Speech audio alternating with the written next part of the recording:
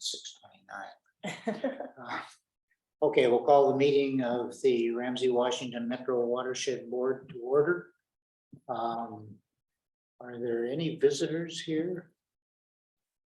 Is Marcy a visitor? I'm not sure. Marcy's here for permit dash 2231 or 22-31, excuse me. Okay. Good evening. 2-31. Oh, the Atkins Native Habitat Restoration. No, the White Bear Lake Apartments. Sorry, White Bear Lake. Graham. Oh, okay, got it. Yeah. Okay, first order of business, approval of the agenda. Do I have a motion to approve the agenda? So moved. Second. Any discussion of the agenda? Okay, roll call. Val, Aye. Matt, Aye. Dan, Aye. and Larry. Aye. Second order of business is the consent agenda. Is there anything anyone wants pulled from the consent agenda? No. Okay, do I have a motion to approve the consent agenda? Move to approve the consent agenda. Second. Okay, any discussion of the consent agenda? I have a couple of questions. On the Oakdale Elementary demolition, I think it's 2232. I know we've discussed purchase of land in consideration of making it into watershed. Would this be an area that could be done out of curiosity? And I know we haven't got policies yet, Oh. so to be honest, I was Yeah. curious. Yeah, outside of the policy question, we have met with the school district. This is part of a redevelopment of the adjacent Tartan High School. So they have specific needs and uses identified for this area. Okay, thank you. So they may be building on it in the future. I think if I remember correctly that, I mean, this phase of the Tartan hasn't come in yet, but I think in their large scale planning that this was going to be more sports recreation area. Okay. Any other further comments or anything? Okay, so I have a motion. Yep. I just had a Call the question. Roll call. Yep, Val. Aye. Matt. Aye. Dan. And Larry. aye. Thanks for coming, Marcy. Your permit was approved under the Yeah. consent agenda. Thanks so much. Have a great evening. You too. Yeah. Okay, we do not have any visitors, so we don't have anything under that.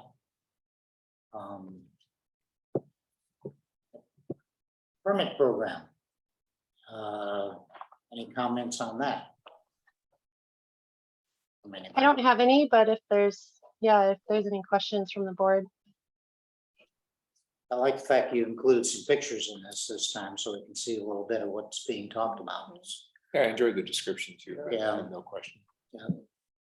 That was Yeah, good. the project updates are courtesy of Mary, our inspector, so she does a really good job putting those together every month.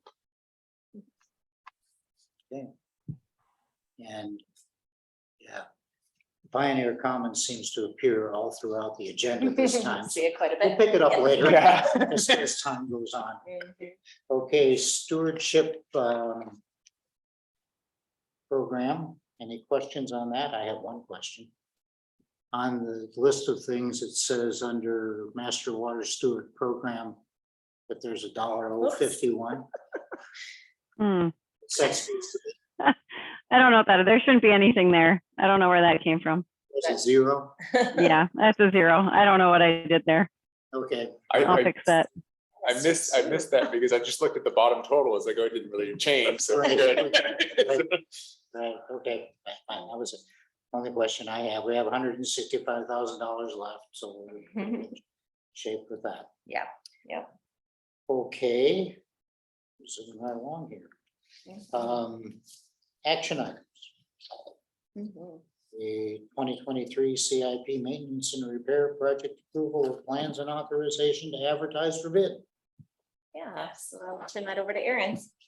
Okay, so I always seem to fall on the November board meeting, so I'll run you through the drill, but how would you like to go through this? Would you like me to walk you through the sites? Do you have questions right off the bat? We Yeah, can I go straight to cost. I understand what the, I understand what the projects were that made the cut. Yeah. But what I'm also wondering is, are there other projects that didn't make the cut and why didn't they? I had a very similar question and then some clarification on normalization score too, because there seems like there was some interesting variation in the inspection pieces. All right, I think it couples together. That's the reason I I think. agree. Okay. Dave, I see that you're on. I don't know if you want to chime in off the bat. Yeah, I think or- nothing, everything that needed to be done definitely made the cut. There's nothing that was like, should we wait? I don't know. Let's wait till next year. Nothing like that. Everything that needed to be done is on there for this year. Can I ask a clarifier then on the scores, Dave? Yes. I was looking at some of the scores across the like I think it's 20 C2, C3, and C. They have the same scores, and it wasn't clear to me why they were prioritized. I think the normalized score was like 1, and so just made me curious. And then sometimes my score, like the total score was 5 and had a normalized value of 1, and then sometimes I found one for 170 A1 where the total score was 3, but then it normalized 1.5. And so I was just trying to understand a little further. And a lot of the descriptions made sense to me. I'm just trying to rectify it with the quantities. Unless Aaron has a good answer at this time, I might have to get back to you just to figure out exactly what goes into the normalized score from when you kind of do it in the field versus when they kind of Try and get through. we look at it and break it down, and then the engineers, we really hash it down. So I need to understand that a little bit more, unless Aaron knows right off the top of her head with that. I don't off the top of my head, but you're right. That would be pulling up that spreadsheet and going through and getting that back out. Is that something that we could send to the board? Yeah, I don't see why not, unless Tyler has something in between in there that just makes just that they talk about him and Gareth internally and like, oh, we should tweak this score to this versus what we do in the field. Yeah. I do want to compliment the use of the score. I really enjoyed seeing it. I could clearly on ones that ranked high, had a high sense of urgency. It rang, the justification seemed reasonable. It's just some of the interesting ones kind of midway through the list. I was like, oh, I didn't really have a sense of urgency around it, but the normalized score was, so I'm just curious. Sure. Well, I think it's a good question. And, this is the first time we're going through this process. Yeah. So as we do, I think that points out some clarification that'll be needed on things like that. So I can commit to looking into that and getting that information back out to the board. I can tell you that the sites that popped, for the most part, are sites that typically urgently pop and fell into line pretty logically into that list. I think the Jarvis Beach one is one that doesn't come up every year. Comes up about, I don't know, Dave, what would you say, like every 3 to 5? Yeah. Something like that. So I think you have the right list. I'll vouch for that. But in terms of the technical details, I'd love to get back to you on that and not hazard a guess. Yeah, we'll follow up on that, on how those scores were done. Yeah. So specifically, Val, it's a question about the normalizing of some of the scores in the kind of the midsection. Yeah, I can send kind of a list of things to Tina. I just didn't get a chance to do it before the meeting. That'd be great. Yep. We can do that and then send that back out to all the managers and get that technical information back in your hands. Given this is the first time we're using a score, would you be open to, I heard earlier, but would you be also in that email back and forth to include the rest of the list? It'd be awesome just to see how it's working. That would help. Oh, for sure. Yeah, it's meant to be used. So we can load you up with as much information as you want. Happy to. Yeah, in fact, that's what I was asking for, was to Sure. see, what was inspected, how the judgments were made, why these came to the top and why others didn't. Because Sure. we know, for example, that Ramsey County said they were going to be cleaning out the ditches over in Grass Lake. And I suppose that's their MS4 responsibility. Why did we look at that same area and say it wasn't important to do? That's the question. Sure. And it kind of fits with something we talked about when we were setting this up, which was taking a special look at areas that we've done work or dredging before or other things, because they tend to, after loosening up the soil, create problems for a little while. So I'll be interested in kind of looking, you know, top to bottom of the district at the things we've done in the last 3 or 4 years and how they look now. That's good. We'll share that. That'd be great. Happy to do that. Okay, and now on this particular item, we're supposed to get some estimates of cost. Oh, yes. Yeah, and I have that. I will share that up on, let's see, should I just share my screen then? Go ahead. Okay, By the way, I like the pictures. I thought the pictures in here were more Good. expressive than they normally are. Yeah. Honestly, everything included in the package, I remember from last year, I just enjoy the extra content, so you can ask more informal Right. questions. So I do Right. appreciate it. Or we don't need to ask. Yeah. Yeah, well, I have very specific ones I'm interested in. Well, and it Yeah. gets sites a little bit too and see Yeah. what they look like. no, that's reasonable. We'll do that. So what we typically do for the CIP work each year, each November is provide you with the packet that you already saw. Now, and we can look through those sheets if you like. I think in my version of the board packet that I was looking at, that it looked a little scrambly on the PDF. So if you'd like, I can show you what we have. I'm not sure where the scramble happened, but I have the unscrambled version here. That was our getting it up on the website. I think I Sure. reduced it one too many times. Okay. So They were big. I know they were very big files. it was this and the permits, so I can send those on. Sure.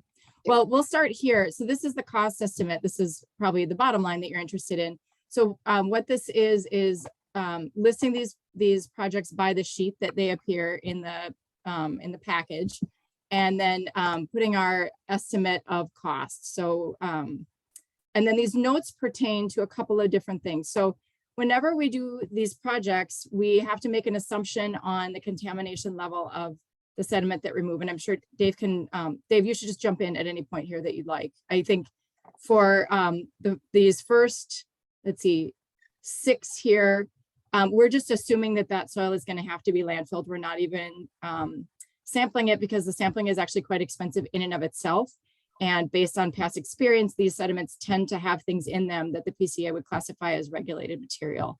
Dave, I don't know if you want to add anything to that. Yeah, that's about it. And they're all fairly small quantities. So they just go in a truck, and then they just go in a tier 2 and they sign off on it. And that's correct. It just doesn't, by the time they pay for the sampling, we can get rid of it. Just doesn't really, we can get rid of it for the cost of the sampling. Yeah.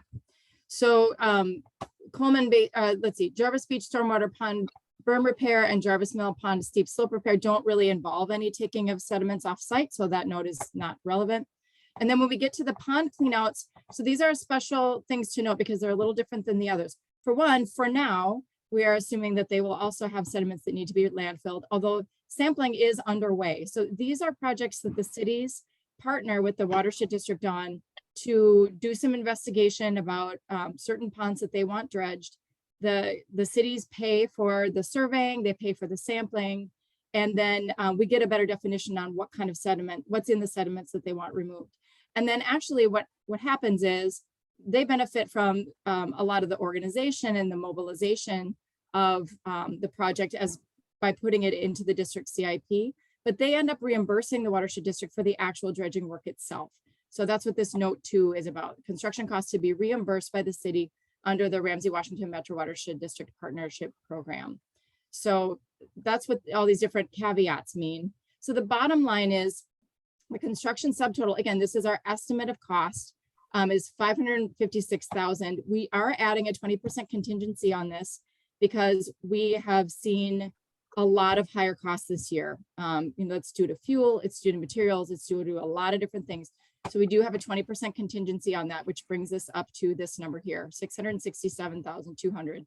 I cringe a little bit to see a 200 here. These are really, should be rounded to the nearest 1,000 at this point. These are really estimates. And then typically speaking, we generally in the past have seen about a 25% engineering design and administration fee, although in more recent years, now that Dave is doing a little more of the on-site work, we typically don't reach that budget number, but we've included this as a conservative estimate. So the bottom line here is this number here, 834,000. We typically at this point in time give a range -5 to +10%.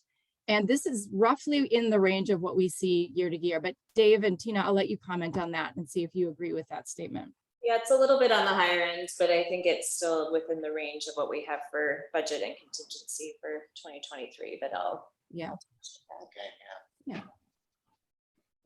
Any questions on the cost estimate? Could you help me understand on the 09, 10, and 11 are Aaron, are those assuming Woodbury's already paying for those, or is that, could you help me understand which? Sure. I'm just rectifying it with the report later on that kind of showed, you know, a range of 200K to $1 million for dredging. Yeah, so these costs you see here are the costs that we estimate would be about what the district would get back.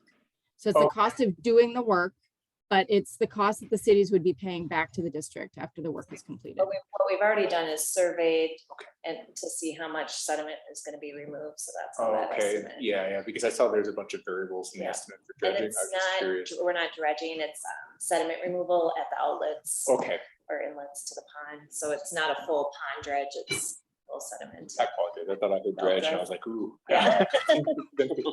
And if these numbers do increase, the cities are on the hook for that. So I mean, it's just, this is their stuff and their estimates. So even if those go increase by 5,000, 10,000 or whatever, the cities are still paying for that portion of the highlighted stuff right now that's on the screen.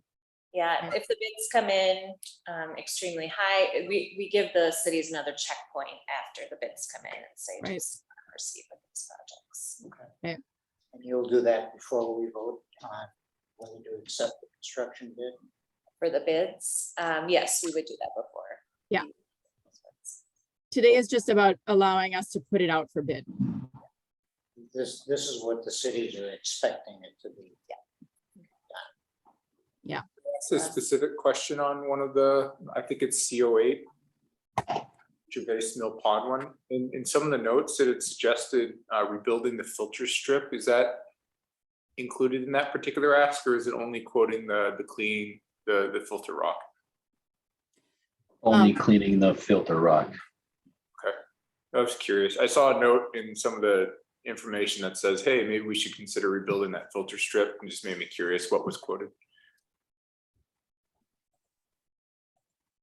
Well, we'll see once we get to like the medium sized rock, and if it's really silted in, you look at it and you go in there. But as of right now, we're just clean the filter rock. It's there was some discussion had on it.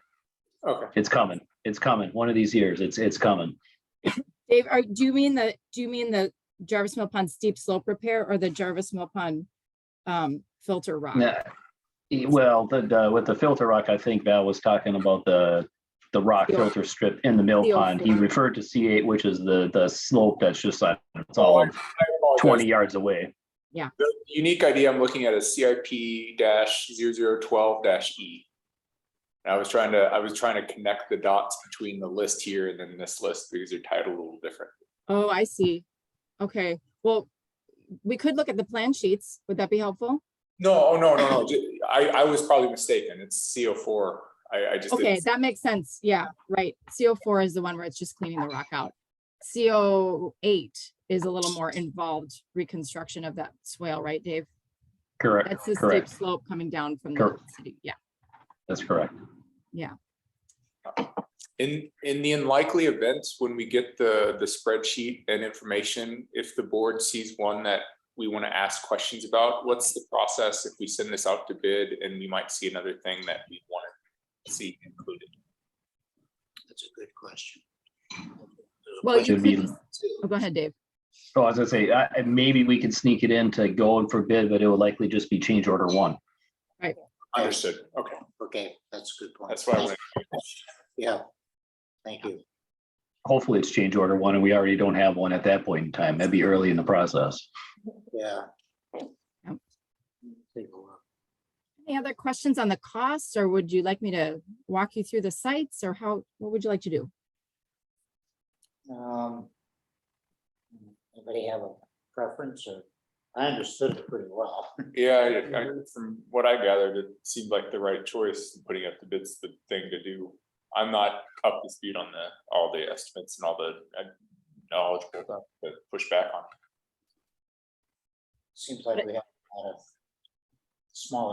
a lot of Yeah. smaller Which is projects, nice. which add up, which is fine. Yeah.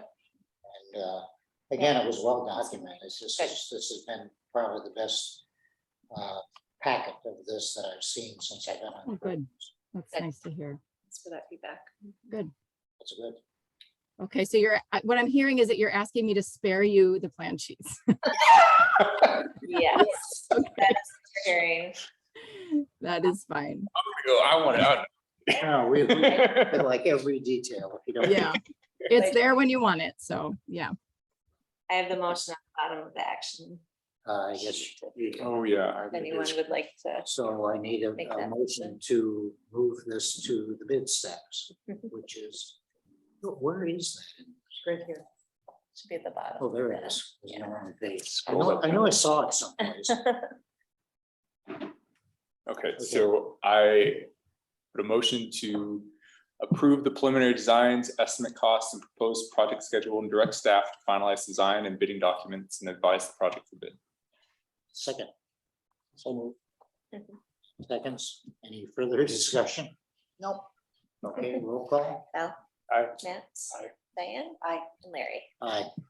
Okay, good job. It was a really good document. I just Yeah. to reiterate again and again. Thank you. Well, that's good. Thank I'll you. pass that on. That's great. I do have to know, not having had the benefit of what prior packages looked like, I just thought it looked really good. On those. It does. Yeah. Okay. You're lucky. Okay, the next item is the 2022 Target retrofit projects change order number 4. Yeah, I included this out of the consent agenda because we've had the change order in August that had some discussion around. It's pertaining, well, part of it is pertaining to the city of St. Paul requirements that were not accounted for in the plans. And then the second half is based on the change in the field based on site conditions, but I'll let Aaron talk through that. Yeah. So this change order, right, it documents some changes that were a result of those different things. The change order, the documents themselves can be confusing and sort of legal language laden. No offense, Tracy, but so we thought maybe a cover memo might be helpful to understand the ins and outs of the changes that have happened on this project. And so as Tina mentioned, some of the changes are still just associated, the last remnants of the changes due to the meeting the St. Paul plan review requirements. And then the other was a different change that had to do with a change in the excavation volume. So sometimes out in the field, we find things that are different than what we estimated based on our drawings. And this is an example. So we had estimated a relatively thick layer of pavement would be out there based on what we've seen in other locations. And when we got out there and started digging, we realized that the pavement was a lot thinner. And that really changed the excavation volume because this is a long linear project. And so it had a pretty big impact on the excavation volume. So now quantities can change in a project and the contract documents are set up to accommodate that. You have a unit price, they can float up and down, and that's pretty normal. But when there's a significant change that really affects the contract price, we bring that out in terms of a change order. And typically the way you make a judgment, whether something's a significant change or not, we like to typically go by MnDOT guidelines, which says that if a particular item, if the quantity of that item has decreased to 75% of what's on the bid form or increased past 125% of what's on the bid form, it typically means there's going to be some negotiating and it should be documented in a change order. So that's what we have here. That's why this excavation volume change is in here. So the other piece that's in here is a change in the contract time. That actually has nothing to do with any of the other changes. It's just because we've had a very, very droughty fall and the decision was made to delay planting until next spring. So those are the changes with this change order. I will give you a heads up. There is a change order 5 because of an error on the bid form that BAR made. So I'll be coming back next month, or whoever from BAR will come back next month with the description of that. And also a description of what BAR plans to do in terms of our work on the change orders to date. We think we should be taking that off the billing to the watershed district because there were some bumps in this project And we'd like to take those changes off of the payment that you give to BAR. So I think there are some things that could have gone more smoothly in this project. And so you're seeing a little bit of that here. The excavation volume change, that's a little bit different though. That's the type of thing that happens out in the field. And so that change is just kind of what happens when you do a construction project. So I'll entertain any questions. There's a lot of information in the packet about this change. Yeah, well, one of the questions I had was, okay, so you found that the asphalt was thinner than you thought. And so it was more expensive to get rid of dirt than asphalt? No, it changed the quantity of the soil to excavate. So we pay by cubic yard of soil. The contractor was set up to pay by cubic yard of soil. Contractor was set up to pay for square yard of pavement, and that's typical. And so the offsetting of those two materials made for an increase in project price. And you'll see in the contract there, I'm sorry, in the change order, what the impact of each of those changes are. I tried to break them out. And then the net change on the bottom is what's summarized. Okay. I had I guess it's more of a comment. So we don't have all these bumps. Some, of course, you can't proceed.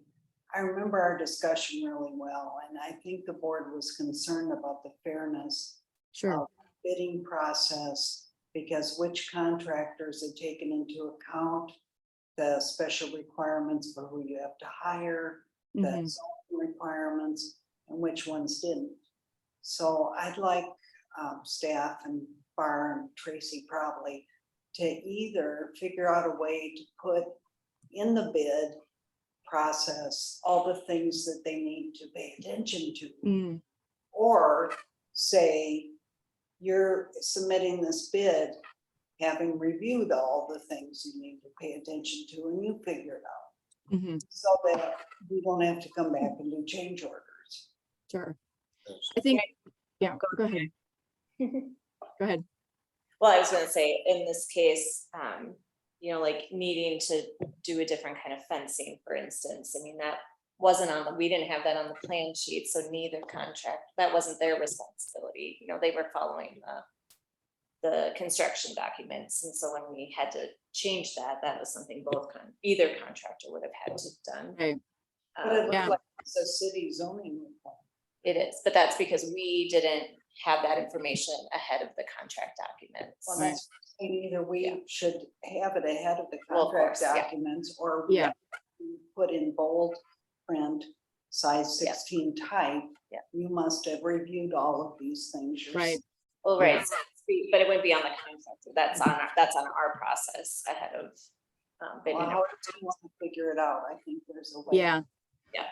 So Well, we're go not ahead.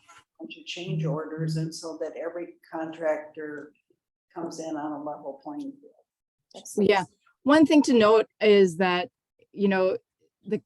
the contract documents do specify that contractors are responsible for procuring any permits that are required, but that's after the award of the project. So it's not necessarily typical that a contractor would have caught all of the permits that are required before bidding on the project. That's their responsibility after it's awarded. So that's a level playing field in terms of, not having pulled permits before bidding on a project. So that's one thing. And actually the reason that what we're proposing is that we go back and look at what BAR spent to create the change orders that have to do with this site, and taking those off of the cost burden for the district is because that's the real inefficiency, where we went back and had to redesign to fit St. Paul code and then create the change order. There's actually a fair bit of work that goes into doing that. So I think for this project, because we didn't do a great job of highlighting that, we missed that in terms of the St. Paul permit. We don't do a lot of, this is not an excuse. We don't do a lot of retrofit projects on St. Paul property. So we just missed that one. We missed making that a bigger deal and catching it early. So that leads us to think, okay, well, because of that, we had to change the design. We had to work with St. Paul.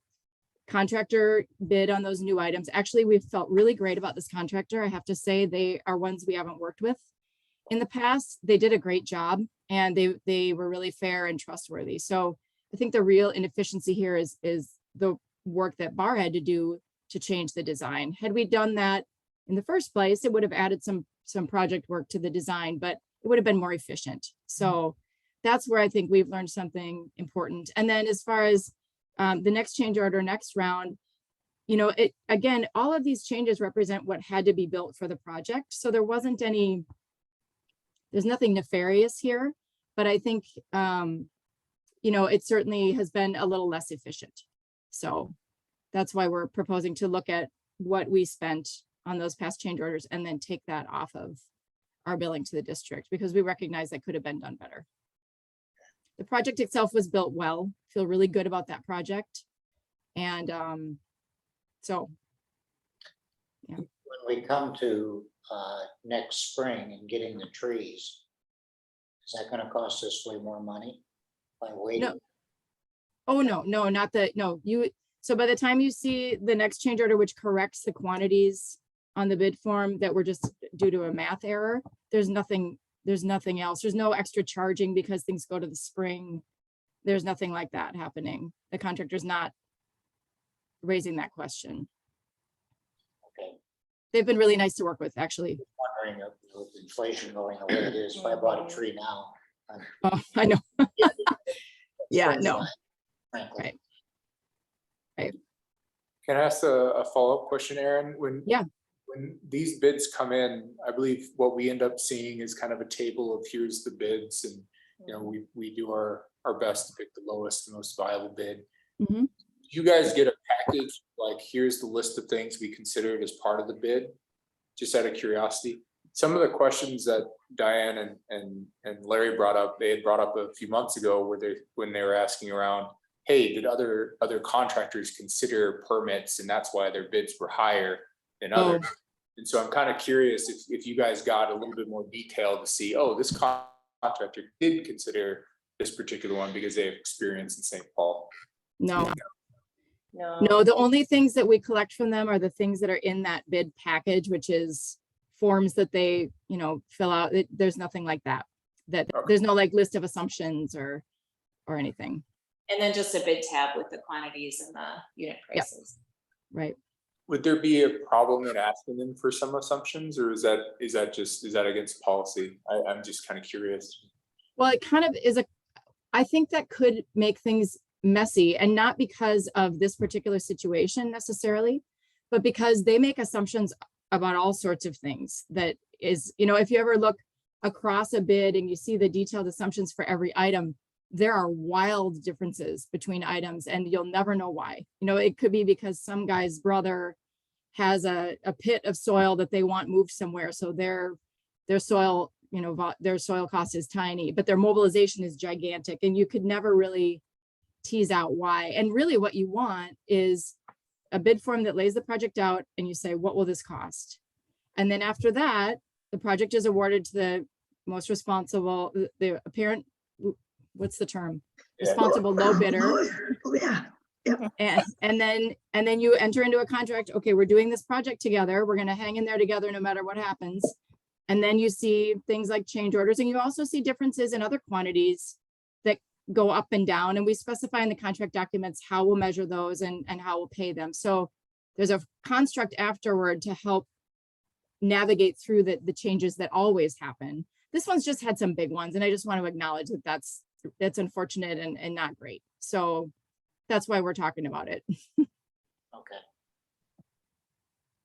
Okay, any other discussion? Do I have a motion to accept change order number 4 for the targeted retrofit project? Seconded. Any further discussion? Roll call. Bell? Aye. Matt? Aye. Diane? Aye. And Larry? Aye. Okay. This brings us to the attorney report. I'm actually watching my agenda this time. Thanks, you guys. I haven't been talking, but now it's even worse. We did publish, pursuant to our joint powers agreement, about the thin ice for the aeration of the Markham Pond. You guys, it's getting worse as I sit here and Jarvis Mill Pond. So we are publishing that based on the joint powers agreement. We have to put up signs that there could be thin ice. And we also have to publish that in the Pioneer Press. I don't know how effective that is, but it's required as part of the joint powers agreement. So we have done that. We sent that to the Pioneer Press. We probably then will be active now on the bid process as it relates to like the CIP. And you should know, just, we have had times where bids have come in where we're really concerned and we have to walk the line of asking them, did they miss this, but yet not giving them a fair advantage. And if you ever saw the bid documents, they are voluminous and very difficult to navigate. And I wish at some point that, you know, whatever the AIA forms would simplify. So it's tough for the contractors, but I do know that we always are trying to walk that line as it relates to making sure the bidder didn't miss something so that we come to any problems, but yet not giving that bidder an advantage where other bidders are saying, hey, you know, we considered that, so why are you talking to them? So it's a tough line we walk. And I think Barr walks it really, really well. And I think the Tina and her staff, I think walk it really well. That's why we've not really had problems with it, but it is worth looking at. And Diane, we've looked at those contracts and honestly, talk about make your eyes just spin because the legalese is too much for this lawyer, I gotta tell you. But there are newer documents and we've looked at them and we'll continue to monitor that. So anyway, our one issue that we just did recently is published in the paper for the Markham Pond and the Jarvis Mill aeration. And I know that's going to be some discussion coming in the rest of the meeting as it relates to treatment for shallow lakes. Let me know if anybody else has any questions. Thanks, Tracy. Ask you any more than you have to, Tracy. You're I brave. don't know why it got worse. Anyway, thanks you guys. I might go make a cup of tea. Go for it. And Thanks. whiskey, you know, drive. Probably makes you all have your throat hurt. That's a trick I learned when you're on Skype is you take a teacup, you pour whiskey into it, and when people are working the meeting, you go, like you're trying to cool it off. So they think it really is tea. That'd probably be just what I need. Yeah, yeah, exactly. Sleep good. Okay, now we're on item number 9, board issues, policies and operation. First of all, is there any additions or subtractions? I know we got the, we're going to be doing Mhm. now, thank you, Alan. Tonight, we've Yeah. done the Miyawaki rainforest, so that'll be good. Anybody have anything they want to put on that list? Well, I had one addition. After Pam brought up the idea of planting edibles at the last meeting, you know, when we're doing restorations, I then saw 2 or 3 articles on places that are doing that, government agencies, cities. And so there's some information out there. So I'm wondering if we could have under the new technology section sometime, just somebody take a look at that and see what they're doing and what policies and whether that fits with our work or not. Sure. Yeah, Marcy did such a nice job on the Miyawaki forest. Yeah. Now we're gonna want a lot of stuff. That's good. Okay, we'll put that on the list. Good thing. Can I ask a question on whether or not this qualifies on the list? We had a good conversation last week about the City of Woodbury proposal.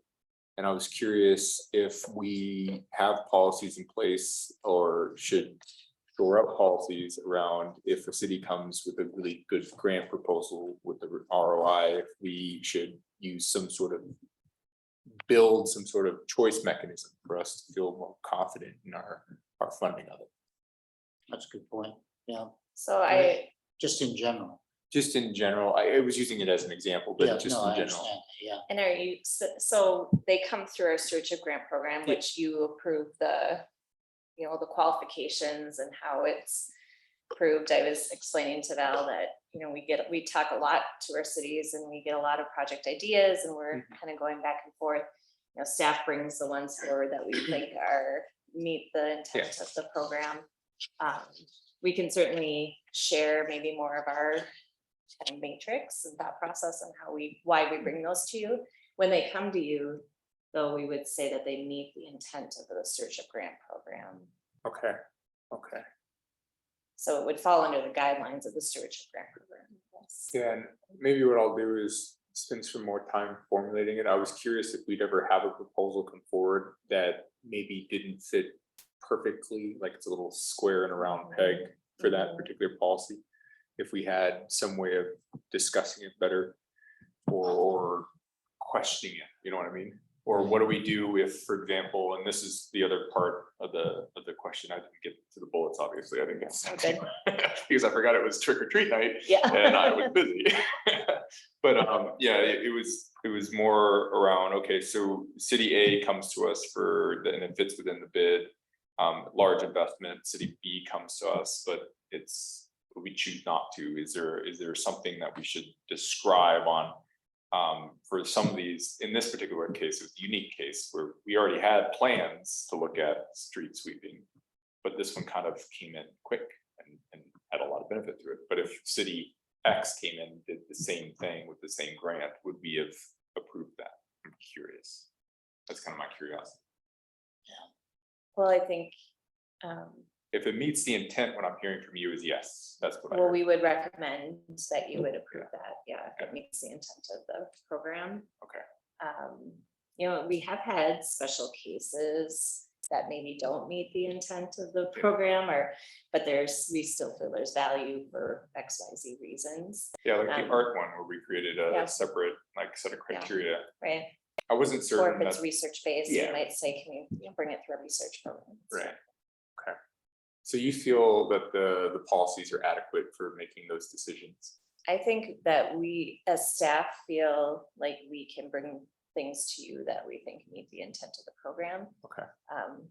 We appreciate like discussions last month, and I know, we might look at things a little differently, but then we can talk through those and then I guess I'd be curious still what you're thinking though. So if we did bring something that we said, well, doesn't quite fit, it's a little square in this round peg, but it has value for these reasons. And like It doesn't happen that often, I would say it'd be a case by case basis, but yeah, like I was looking at the Woodbury proposals for the CIP in terms of cleaning things out. Yeah. If they came forward with and I'm just gonna use it because it's relevant to the next conversation, but if we had a city come up and say, hey, we want to try Foslock, did I say that correctly? Foslock, thank you. So if they come up and say, hey, I want to try this, we really think it's going to help improve, water quality. I'm curious if that's a pretty gray line in my head with the stewardship grant program. So I was curious, do we need to think more broadly or have a bucket for these ones that don't fit? That's kind of what I'm thinking in my head. so I didn't something work like very that, we'd say, well, we haven't used it before. Well, that's the So thing. what if we develop a research project so that you use it, but we monitor and we see the effectiveness, Right. that's how. Oh, we yeah, would- or Forest Lake comes back and says, we've done this before, we think it's a Yeah. high return on investment. Yeah, That's kind of what's bouncing in my head, and I apologize, I'm butchering the words on it, but that's kind of what I'm like, is there a way that we should structure that discussion to make it?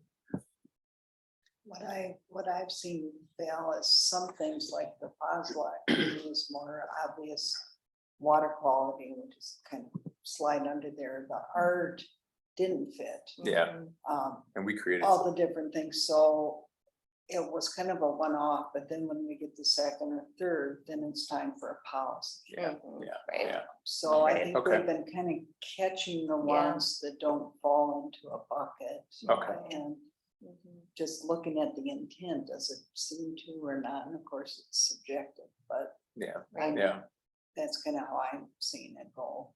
We can always do pilots, and that's sometimes why we do the research thing and then say, is it gonna fit or not? yeah, and I felt the conversation last week kind of led me down a path of some people thought it fit, some people didn't, and that was the subjective piece. And so I was trying to figure out, is there ways to clarify that subjective piece? I think maybe what would have been more helpful for that discussion last month was more narrative from staff too, about how we got to that determination, at least from a staff perspective, that it fit under that program. I'd be happy with that. I mean, Yeah. that probably would have been helpful. Yeah. Okay, I'm good with that as a solution. Okay. That brings us to the Metro Mod updates. I attended another meeting. They are going to have the Metro Mod meetings are going to be in January and July will be virtual, and April and October will be in person. Oh, interesting.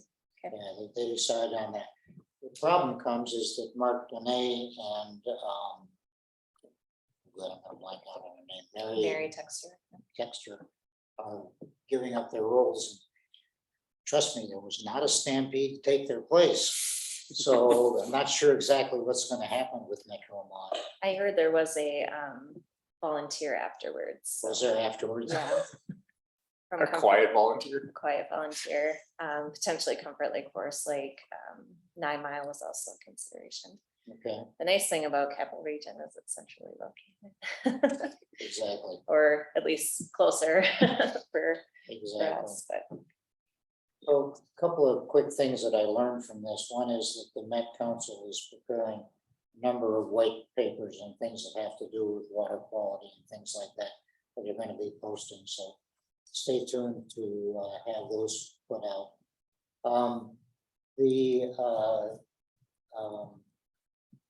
The executive director from MOD is still up in the air.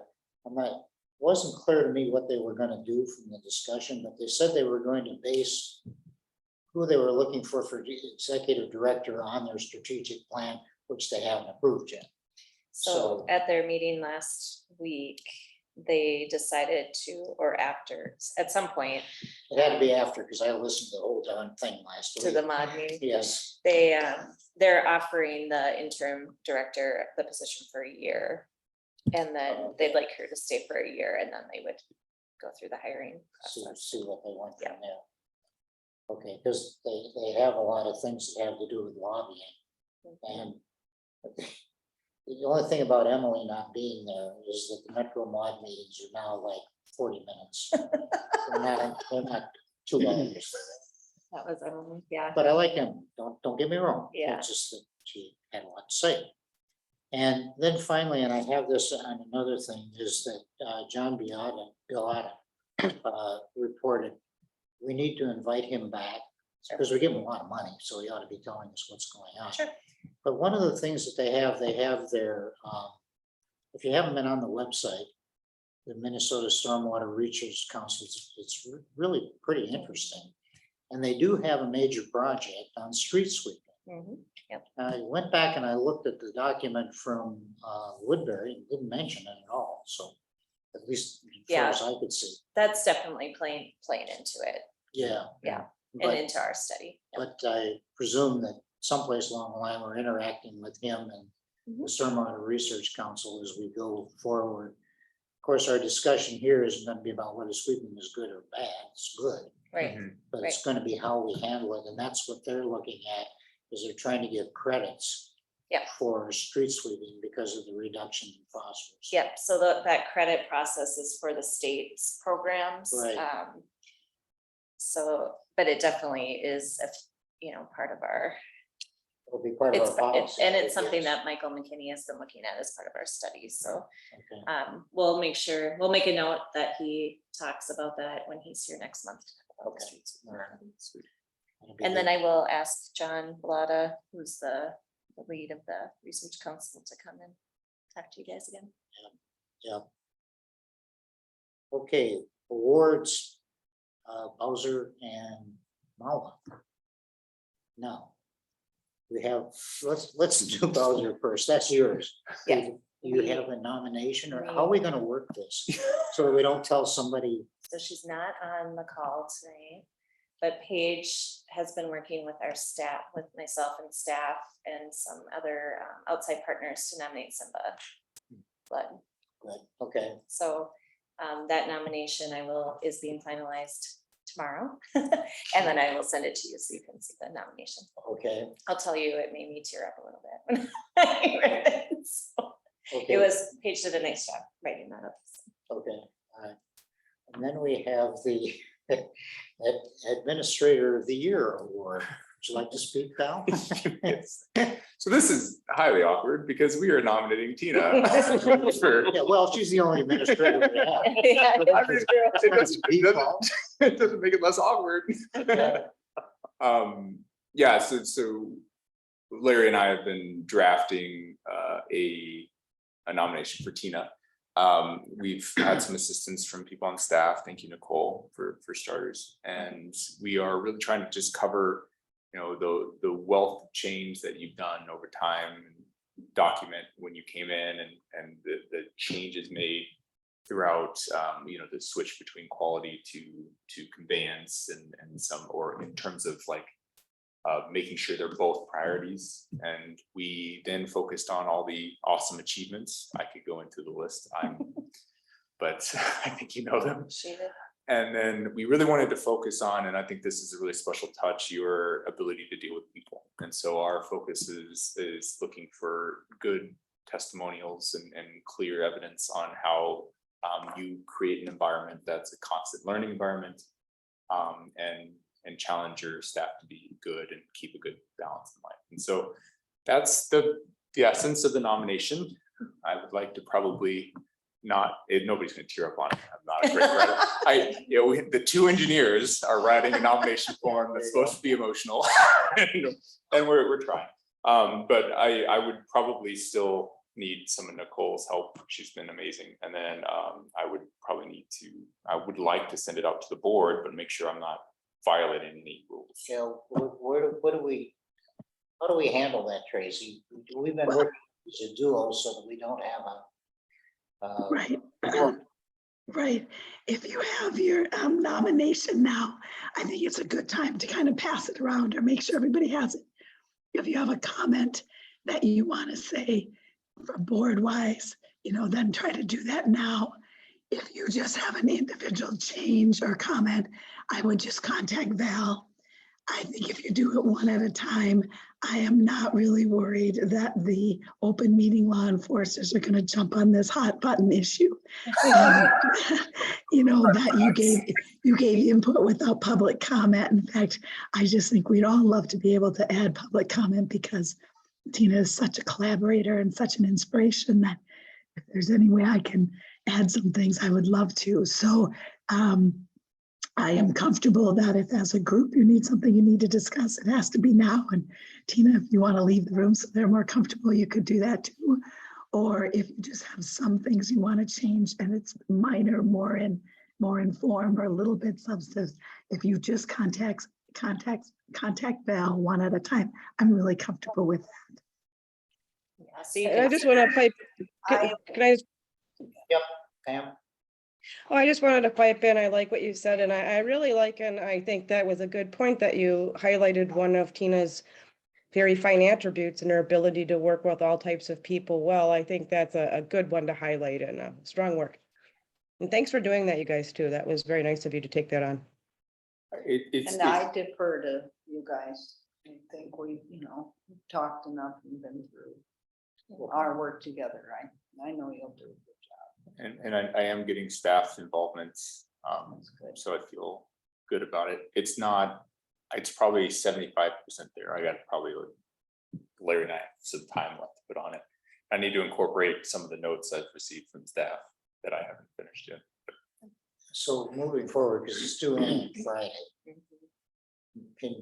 Is it okay if we say as a board that you'll finish that up, share it with the board via email, and then we'll send it off to Mawa? Okay. it actually will go to Bowser and then Bowser sends them to Mala. So Oh, is that the way? it just works? make sure, It's efficient. Yeah, they're collecting both and then they split them up. So. Okay, I will do my best to get it to the board by noon tomorrow. That's what I'll Okay. shoot for. okay, Fit it in with And other then things. just send individual comments back. okay. Well, thank you. Actually, I'd be surprised if you have any comments. He's done a marvelous job, so. Let me start. Tina was a pain. No, I'm just kidding. I'm just kidding. First met. First met Tina, and I was angry.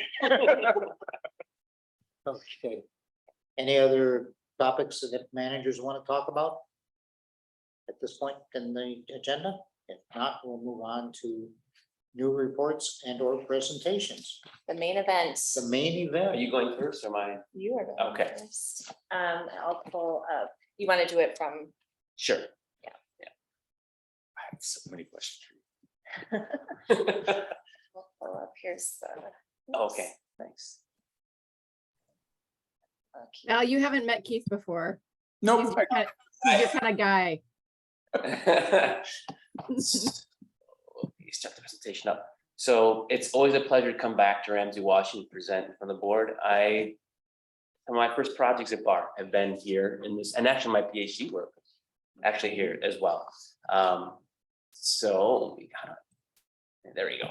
You can minimize the little, This thingy, so you can minimize. this thingy. Yep, so on the far right, if you move the Aaron, if you go to more, then you can hide the floating meeting controls. Okay, great. You can minimize Aaron too. Okay, someone wants to talk and ask questions, I'm gonna leave them up Are here. you okay with that?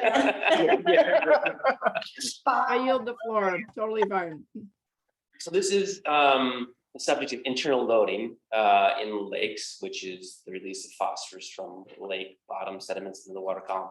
So I'm going to go into some detail about this whole process so that you can understand just how I did this cost benefit. And really the first part is knowing what is internal loading, right? So we're talking, so this whole presentation is about the sediment on the bottom of the lake. So this is right here, a sediment core device, and you plop it on the bottom of the lake and it'll pull up a column of sediment.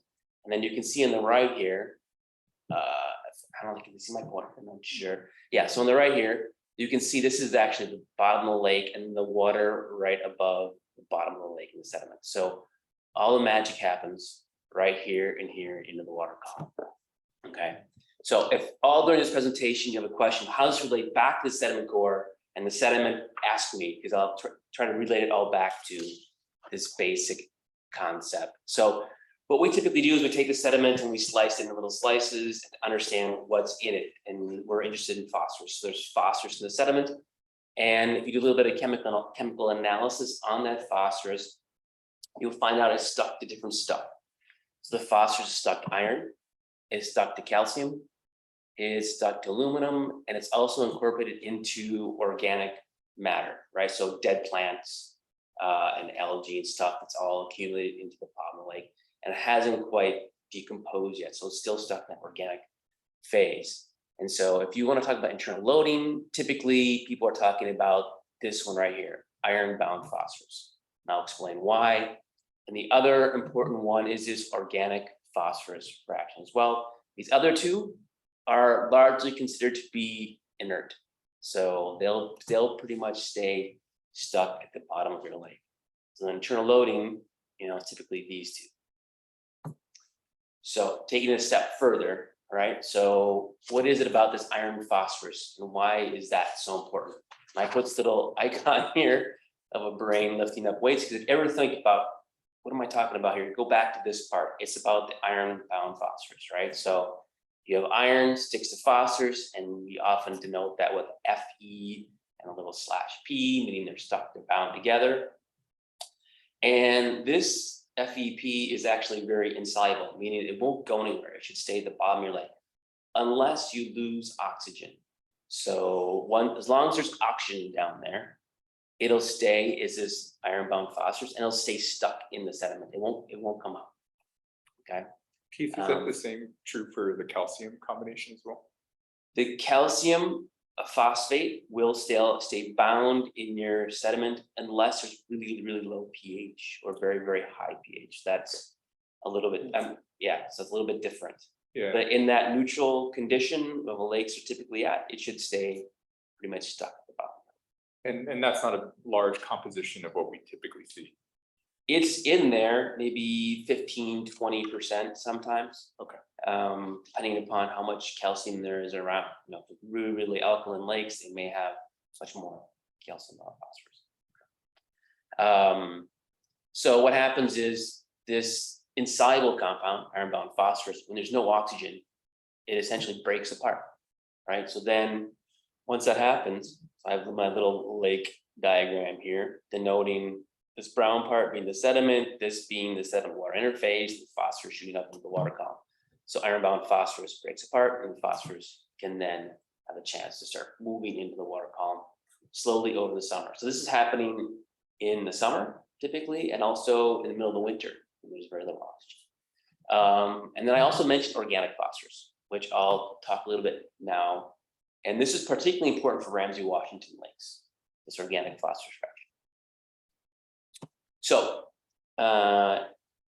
some of you may like chemistry, some may hate chemistry, but I'm gonna make you do a little bit of chemistry and understand why I'm coming at where I'm at. And so iron-bound phosphorus, it's stuck together. But what does this consist of really? So it consists of iron, which has a charge of +3, and phosphate, which is -3. So opposites attract, right? So they stick together.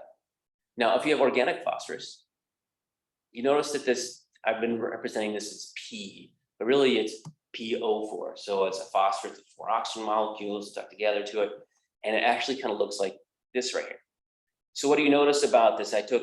So organic phosphorus, DNA. So you're wondering why this is a limiting nutrient? Well, if something's going to grow, they're going to make, they're going to reproduce, have more cells. There's phosphorus involved in that process, right? So DNA has phosphorus stuck to it, but it's stuck to it. So it's not really available to stuff to immobilize it, right? And then lipids, fats. So our cells, the outside of our cells have lipids, and so they call them phospholipids. They're another source of phosphorus. This dead stuff is down there, just kind of waiting, right? And then bacteria come along and they break these things apart. And then boom, it can eventually get up into the water column. So this is another source of internal loading, particularly for shallow lakes.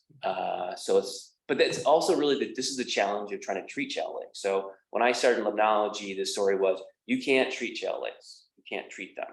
And I was always like, why is that? So I'm starting to learn why that is the case, that you can't necessarily treat shallow lakes, but I think you can. So I didn't do it.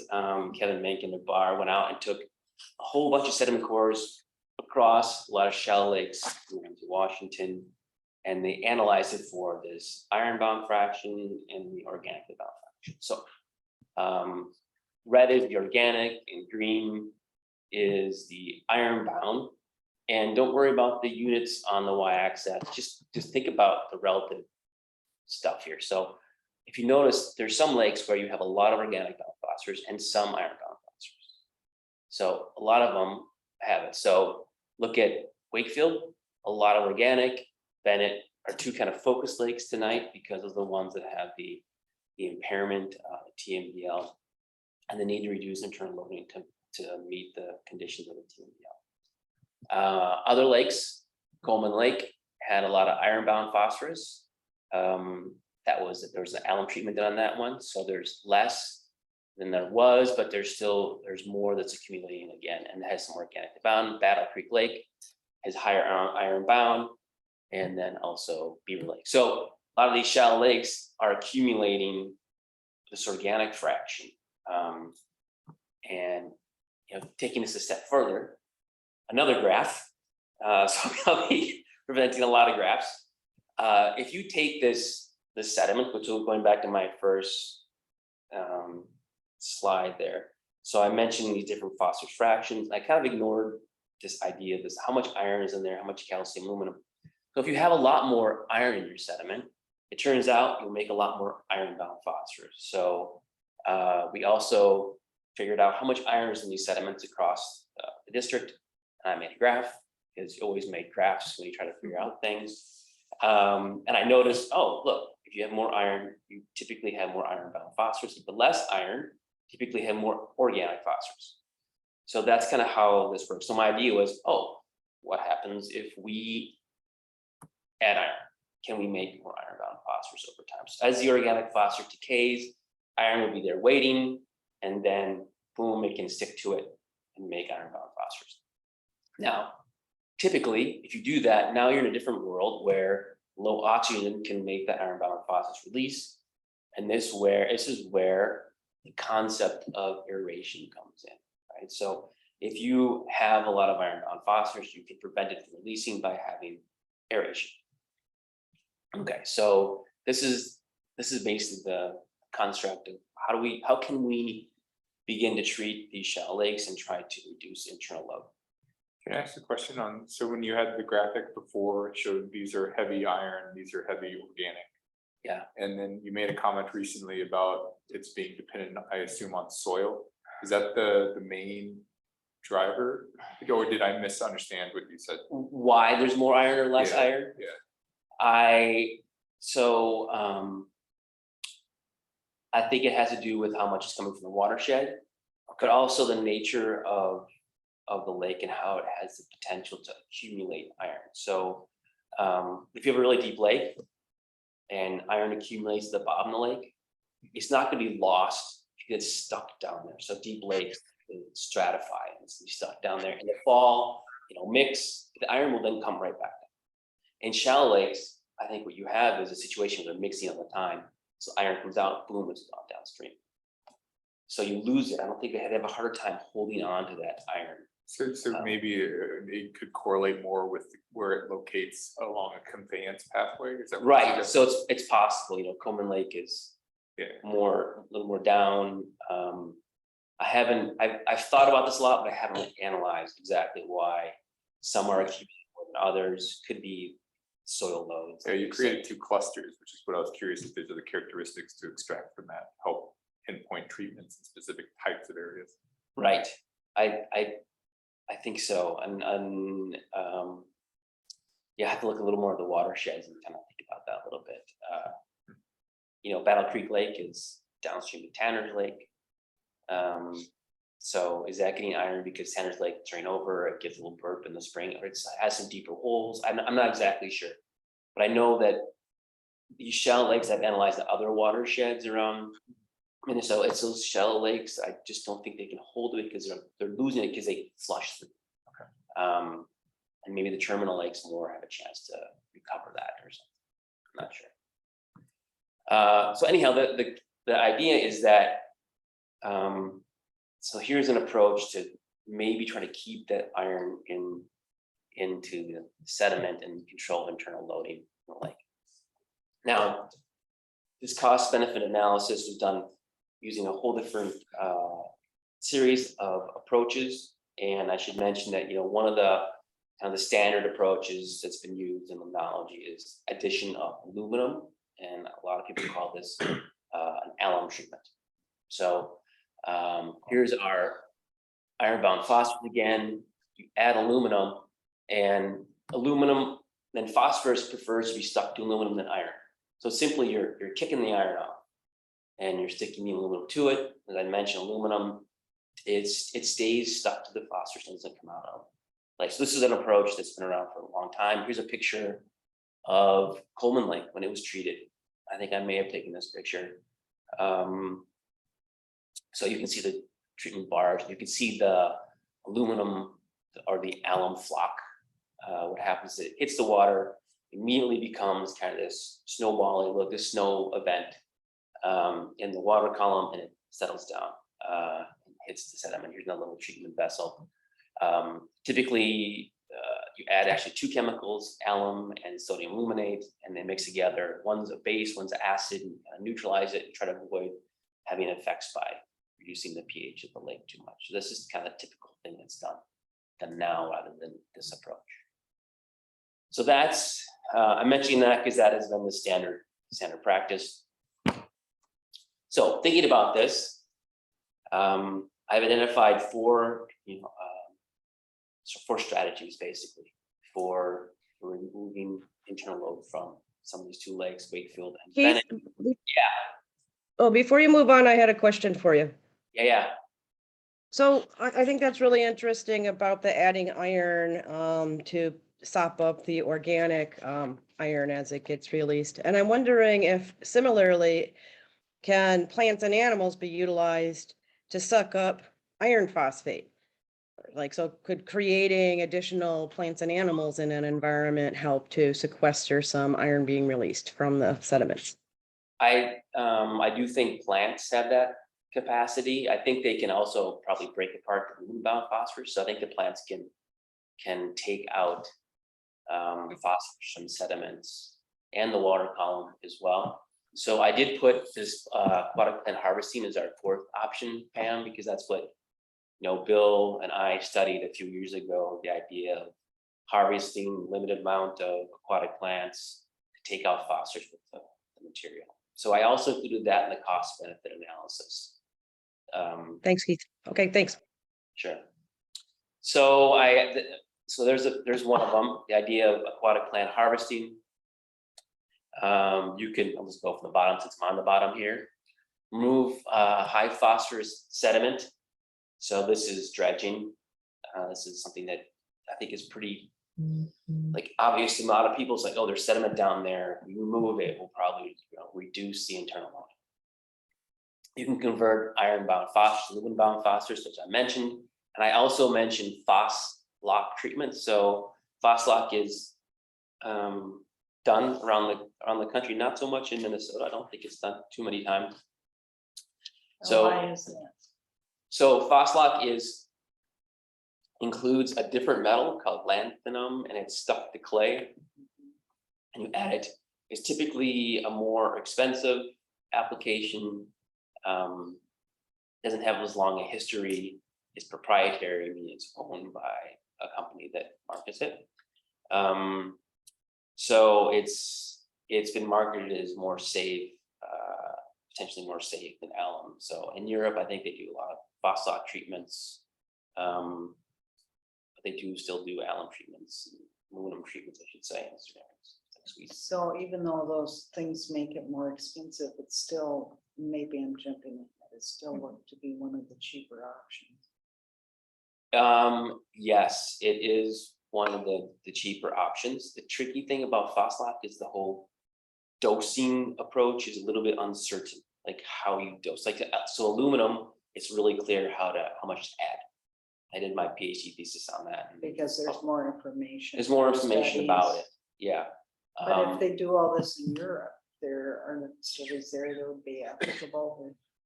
Right. So there have been some researchers. A friend of mine who's done research in Sweden, was in actually Uppsala University. So I asked him before that, and it's still, the whole dosing is just still there's not as been much research on it about dosing. So I created a dosing approach for this cost benefit analysis. But it is an option. Sometimes they have to redose, and sometimes it does work. It does reduce internal loading. It does. So one of the researchers out of Denmark, I was talking to him about it, and we said, yeah, we did specialized technique to see what is the lanthanum really binding? Like, it is binding phosphorus. It does do that. Whether it's more safe or not, I think is questionable. Anyhow, so I think it's just another alternative. I'm going to ask an uneducated question to follow that up. Yeah. So I noticed the alum, the iron. I know that before it talked about calcium. Mhm. There's no strategy in where calcium can assist. Yeah, so I've tried this. You can add calcium to water, and some of it will go down in the water column, some of it stays soluble, that just kind of flushes downstream. But I think the calcium binds phosphorus in select periods in the lake life cycle, I guess you could say. I don't think it necessarily makes a lot of calcium phosphate in the sediment. My guess is that it makes it in the fall, but now when the lakes turn over, and then the pH rises and the calcium is in the water column, and they make phosphate and it settles down. So I have done it where I've add calcium to sediments and not made a lot of calcium bound phosphorus. What we do, Keith, can I jump in? Sorry. Yeah, Just yeah. to give you some other credit on calcium. I mean, when we use CC17, so like in the Coleman Basin weir upgrade that's in the CAP packet, that's leveraging calcium to bind with phosphorus in a different setting, in a filtration setting. So we do use calcium to remove phosphorus, but not in lakes, right, Keith? Right. I think there is a kind of longer term mechanism there. Okay. But it's tricky. Okay. I wouldn't feel confident saying add calcium hydroxide to your lake. But I'm saying that there may be in a combination with iron that you might want to use it because it's a base and iron's acid. And it's possible that this little device here that I mentioned, you may want to have a tank that has calcium hydroxide, a tank that has iron, send them in the water together so that you don't acidify your lake after you do this trip. So it's possible. I would recommend it for that purpose, and it's not going to be harmful. Calcium is pretty safe. Yeah. So there's the 4 approaches, and from those 4 approaches, I kind of expanded into 8 different options: dredging, aquatic plant harvesting, alum treatment, phosphate treatment, forced air aeration, and I'll talk about what that is. Direct oxygen injection, aeration plus iron addition, and nanobubbles. I know probably nanobubbles has come up with something maybe here. It seemed to come up everywhere, so I threw it in there. And my objective here was to develop this cost benefit and use basically Wakefield and Bennett to inform its analysis, and then conduct an overall evaluation. So I'm not just thinking about is it what's cheapest, but really what's going to fit for each lake. And so I've kind of foreshadowed that each of these lakes are different, and these different methods might may or may not be appropriate depending on each individual lake that you're considering. So dredging is done by backhoe in some situations where you can actually do water. This is Markham Pond project. So what you'll notice is you see some black layer there of rich sediment, and underneath the sand. So here's a situation where it might be dredging might work if you have a very limited layer of high nutrient sediments, and underneath that you have very low nutrient stuff. Here's a sediment core I took in Coleman Lake when I was actually young, and not 20 years older now that I am. And I went on the ice and took this core and then analyzed it for iron bond phosphorus. What you'll notice is, right, so it's higher and it does eventually get lower. And so we kind of denote this as background. Second thing you'll notice is it's not 0, it's, was it 20 versus 40 here. So even if you dredge this section here, that's just the highest phosphorus, you still have some maybe left over. And I don't know, it seemed like there is some sediment in these phosphorus in these sediments fairly far down, so you might be stuck digging a lot of material out. But it may be that some lakes, this is the highest section and it goes quite low, and then you have this, maybe like Markham Pond would be feasible. So you need to consider this when you do your analysis. So how deep to dig is one consideration, but what about how often is it gonna?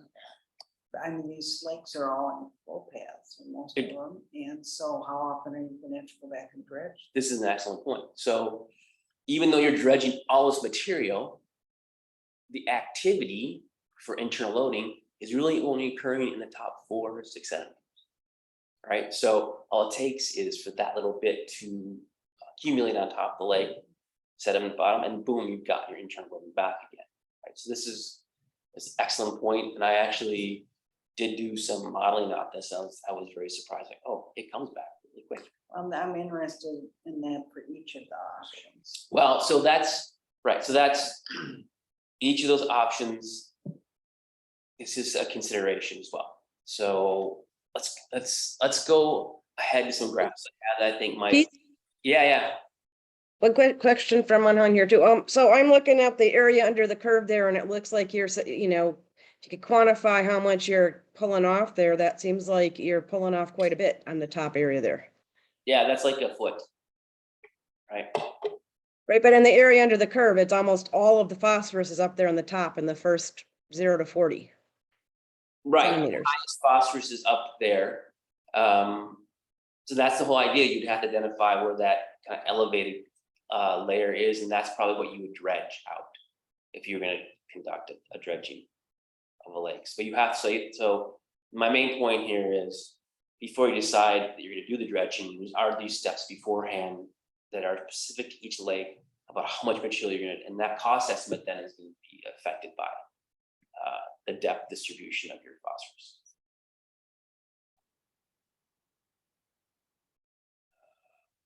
So I guess here's a cost estimate I made, which is, since we don't have a 2-meter core out of Wakefield and Bennett, I use 20 centimeters to estimate the cost. I assume we could do water and do mechanical removal of sediment. For some lakes, you need to use a hydraulic dredge, which means you have a big tube that sucks out the sediment from the bottom. This creates a lot of complications, and that you have to water the sediment. So there's a lot of things to consider with dredging before you just thinking about cost. There's land availability, and such, but it is, our most expensive option. Out of curiosity, because what I read in this was that you would dredge the entire lake. Are there partial dredges that would be good, effective, but maybe not as complete, that would lower the cost? Absolutely. So what you do is you would take these cores at different locations of the lake and see where the sediment is highest and phosphorus, Okay. and then you target your area and dredge that area out, right? But So- this estimate's assuming the entire lake. I tried to make the cost estimates. These cost estimates are apples, oranges, and pineapples, and it's really hard. So I tried to make them all comparable by saying, okay, we're treating whole lakes. Okay. It's not what you necessarily want. Okay. So aquatic plant harvesting, which is, if you look at a low cost event, it's just not very expensive compared to all other treatment events. So there's amount of phosphorus in these materials, and here's a picture of Bill as he's monitoring the removal of these plants from Casey Lake. And so you can see there's a lot of material there, right? And it's got a certain percentage of phosphorus in the material, and take it out. It is removing it from the system. Watershed, water's coming in, the plants, some of them do take out phosphorus from the water column. So this is a removal from the system, so that you have limitations. You don't want to adversely affect the plant, so you can take only a certain amount out. And questions, Bill can tell you his technique is taking out certain swath of the plants so they don't get harmed. And but you're probably not going to meet your TMDL requirements doing this, because you're limited by how many plants are in there and how much their phosphorus content, how much you can remove without really having adverse effects. But it is something to consider, and so it has a kind of a side benefit to dealing with other things such as aesthetics and residents' interests and concerns. So it's kind of additional benefit to that. Threw it in there, I thought it should be included. So it's part of the one that won't meet the TMDL, but it could be combined with other. Yeah, that was my question. Is that common to do, to combine it with alum or? I don't think it has been necessarily targeted that way, but this is, this district is probably the only district I know that has actually quantified the benefit of doing this. So I don't think a lot of our districts have thought about it. We'll take out this and take some phosphorus and combine this alum. Typically, it's not considered to be a combination, but I think you should think of it maybe that way. Right. May I ask, are there specific plants that would absorb more phosphorus than others, where we could proactively build a cycle of planting / removal? So I don't know if you can control necessarily what plants you're going to have in there, the native plants, but there are some that typically take advantage of. So Coleman Lake, for example, when they did the alum treatment, water column clarity improved notably. Coontail did quite well, and Coontail take phosphorus out of the water column. So there probably was this virtuous cycle of improving water clarity, and then Coontail probably did even more work for you. So naturally that seemed to happen. Coontail is pretty good in those situations, and so you harvest that as well.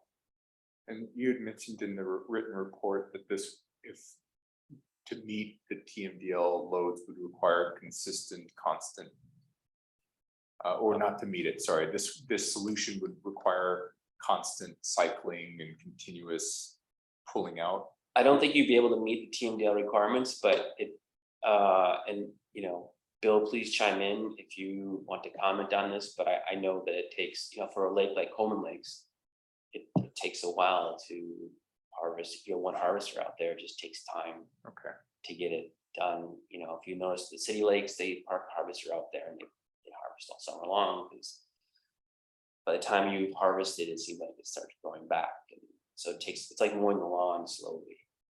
And so Right. this, and this estimate was one of the lowest, which is what I was curious if it's artificially low because of that continuous nature of needing to do it for a long duration of time. You mean the lowest cost or lowest cost benefit? This one had a low cost. It's just Yeah. purely cost, and I was curious if that included the long-term maintenance or the long-term removal. It does include just the long-term, how long it takes. You know, Bill gave me a cost one estimate. time. It does take a long time. So, Okay. But for one time, so like It's a going through one-time- like- So oh, yeah. that's If there's what I a- was- yeah, Right, that's a harvesting cost on an annual basis. right, Okay. yes. Thanks, Bill. Yeah, sorry, it's annual. Yeah. So I'm assuming. That's what I was curious about. Yeah. And then I just want to mention aluminum treatment as well, or alum treatment. I described this already, and I did the cost estimate. The cost was based upon how much iron-bound phosphorus in the sediment, and I did the dosing calculations therefore to figure that out. Phospholock treatment is a little bit different approach than understanding that they take it as a dry bags, they mix it in some mixing cylinder, and then they put it in the lake. This came right off the Solitude Lake Management website, who does phospholock treatments out east. I should mention also, I think there's less chances for low pH with phospholock. So I think that's why they make it out east more often. Maybe in Minnesota, we don't have as many concerns about that as they do with the very low alkalinity lakes out there. But it is similar to alum. There's the cost estimate. You know, it's patented, it's proprietary. Not much more to say about that. So I was trying to figure out the downside, so it's somewhat more expensive. than It's alum. And more the dosing you mentioned. the was dosing's not uncertain. clear. It's more expensive. What You may need about, to retreat. what about risks? It's marketed as more natural and safe. What Well, science is there? Right. So the science is the makers of this product say that the lanthanum is bound to the bentonite forever, but the truth is it does release into the water column. Lanthanum is not necessarily not toxic. You know, it's a metal that has potential to be toxic at very low concentrations. So you know, it doesn't do that. Lanthanum does get pulled out of the bentonite clay for lakes that have high dissolved organic carbon, which your lakes typically have fairly high dissolved organic carbon in them. So it does have a lot of uncertain downsides. And so it's definitely not perfect. So I think a lot of these things are not well documented, and not to be conspiracy theorists, but there's a lot of money trying to kind of buy scientists to do research for them. And so it's a little bit tricky for me to present it in that way. And I know all these scientists. There are a lot of them are in Europe, and yeah. So I think the marketing is a little bit unethical, in my personal opinion. So it's a tricky thing to bite on for me when it's intensive to market. So in the documentation, there's research out there, you know, saying it works, but the lanthanum does come off. So there are a lot of uncertainties about it. So are the studies out of Uppsala and Denmark, are they for the company or for the university? Both. They are. That's where it gets tricky. They are both. You know, the inside baseball, you know, is you know, the companies may pay the researchers to do this research, and sometimes they don't do exactly what the company wants them to do, and the company gets mad at them, and the researchers kind of get fired and just publish materials they want to. So it's a big story. Anyhow, it's a little bit. I'd say it's still in progress. So if we were to, and I'm not suggesting or asking for a motion in any of this, but you know, we've been fairly technically, we look at new novel solutions. If we were to do a research application of this, would it be around your point estimates or in this range, just out of curiosity? The cost of treatment, I think so, yeah, If we were using those sides of lakes, yeah, depending on the situation. and they're fairly small lakes, so. Okay. Yeah, aluminum has gotten a lot more expensive lately, and so the costs are kind of converging more than they used to be. Are you aware of other proprietary solutions up and coming besides Post Lock? Yeah, not micronutrients, but very low.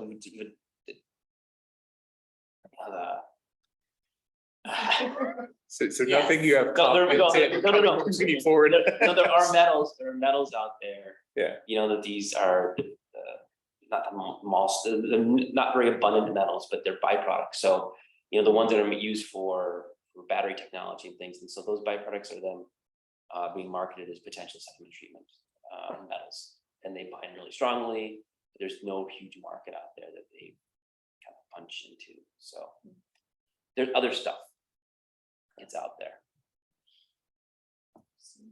All right, I'm trying to go. Forced aeration. So this is one we're working on right now. You can see. I don't know if my little video is trying to go. Sorry about that. Anyhow, that's the bubbler going, but the video is not running. So this is the one on Bennett Lake. So it is going. This is the video we took, and so here's dissolved oxygen in the East Bay of Bennett where the aerator is, and here's it on the West Bay where there isn't one. So you can see that aerator turned on, and there's a pretty distinct difference in the oxygen. And then they started to come together a little bit. East Bay still had higher. So this is something that's, you know, in the limnological community, I don't think a lot of people believe in this idea of aerating shallow lakes, but it seems to work. And so Bennett Lake, you know, it seems to be going.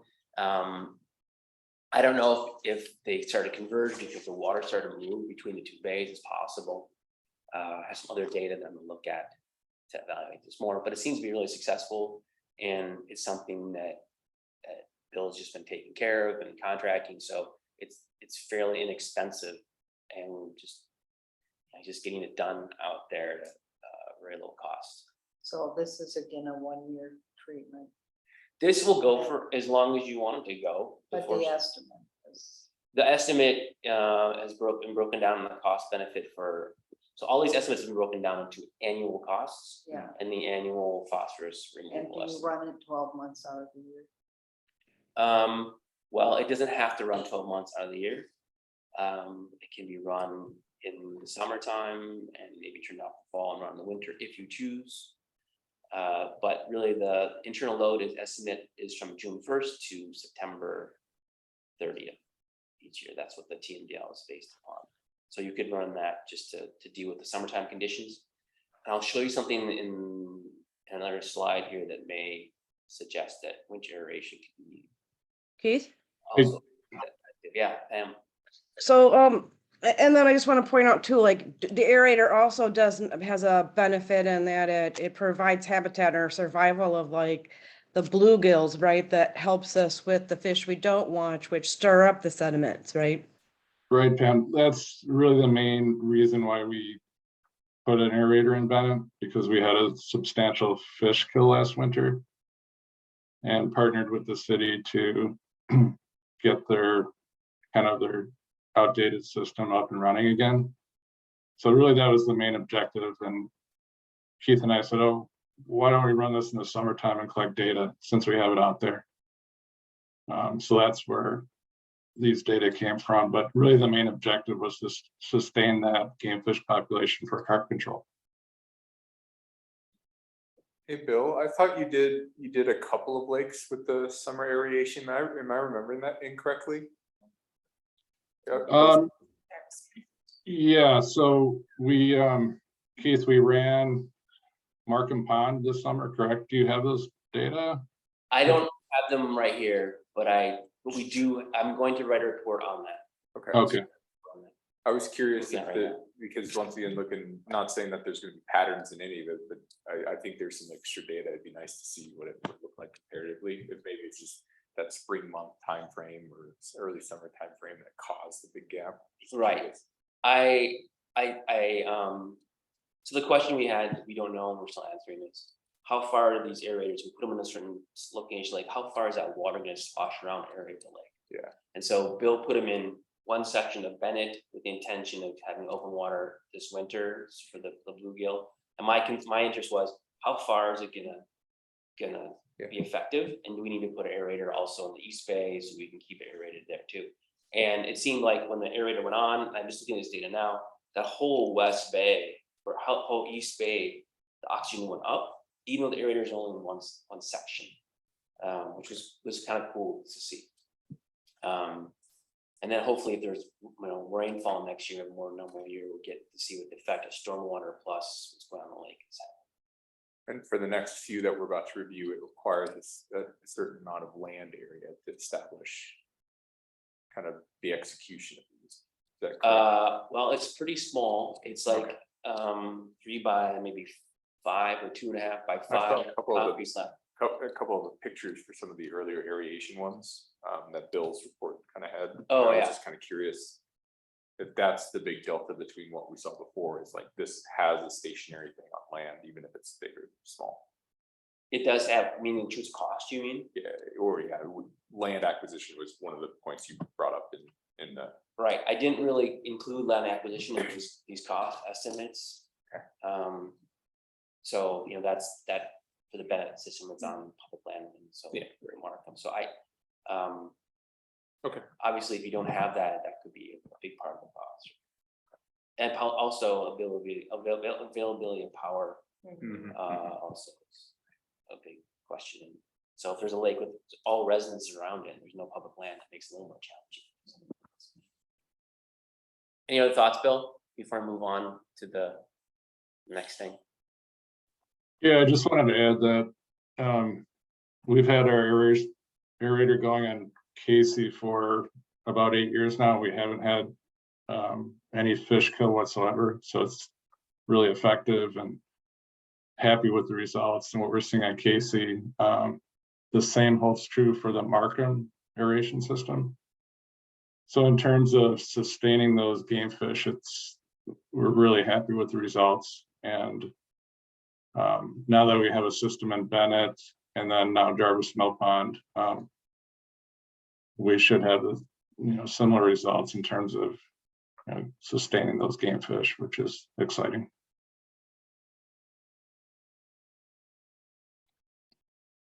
So I just want to show this last graph here.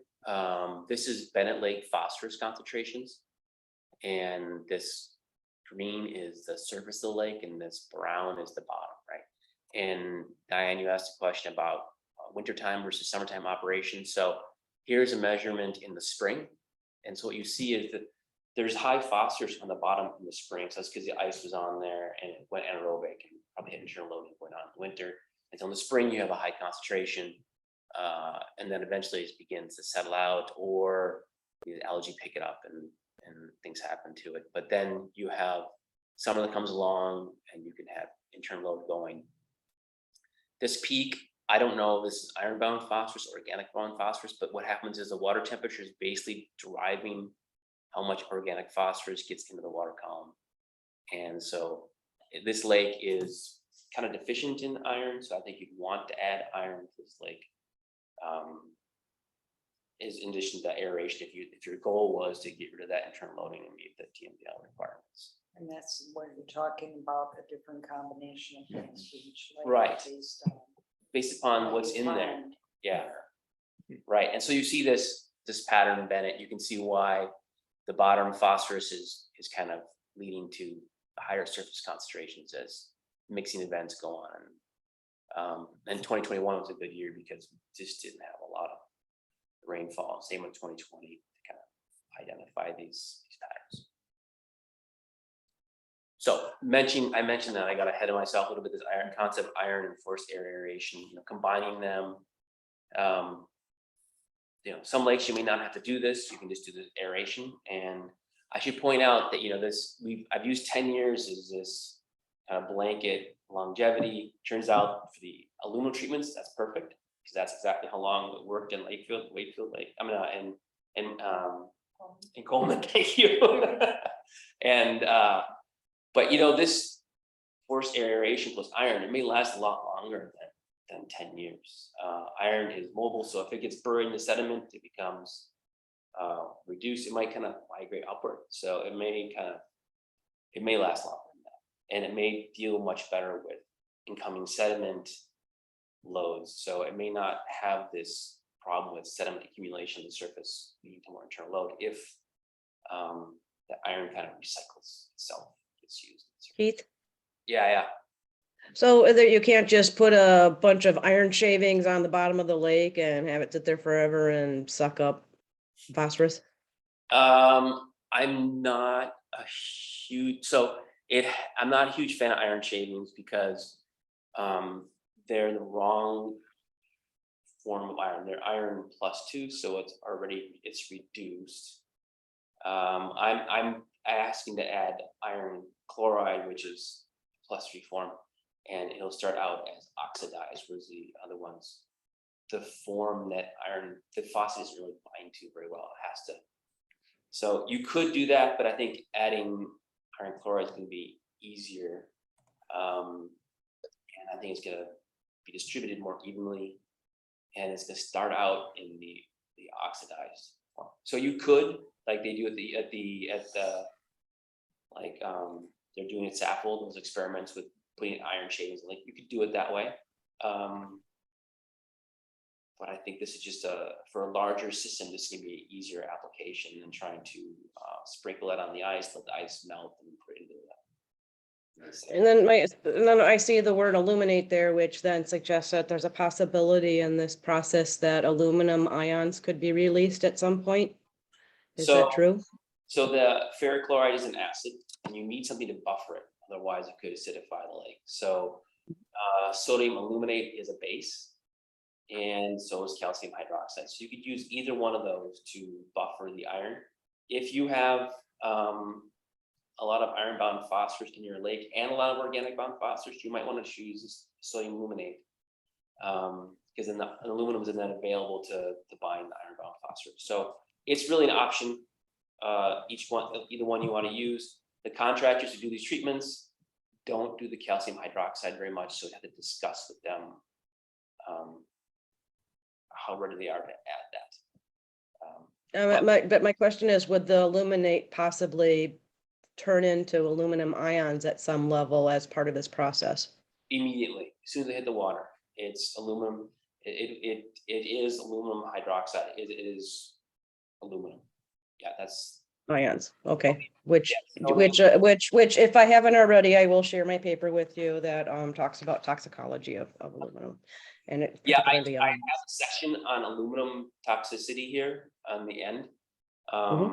If we have time, I don't know how much time we have. So Still good to go. So here's my little graphic. If you don't have iron and this organic phosphorus molecule breaks up, phosphorus will go in the water column. If you have iron, it could get stuck in sediment.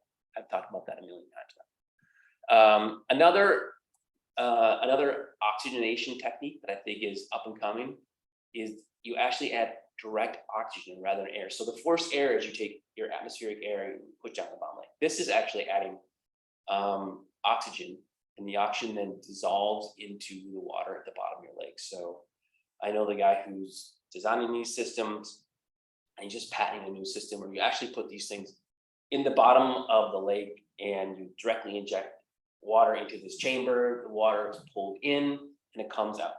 So it's another way to do this. Your lake has to be a little bit deeper because this device is like 4 feet, 6 feet tall. So you wouldn't really want to put that in Bennett. It may peak out around spot. But you have a lake with a deep hole that's fairly uniform, might be a good approach. So I have Wakefield Lake in here because I think it might be potentially of the lakes we're considering a better option. So you can see here's phosphorus in the bottom of Lake Wakefield, and then on the surface, it is increasing during the summer, classic internal loading kind of.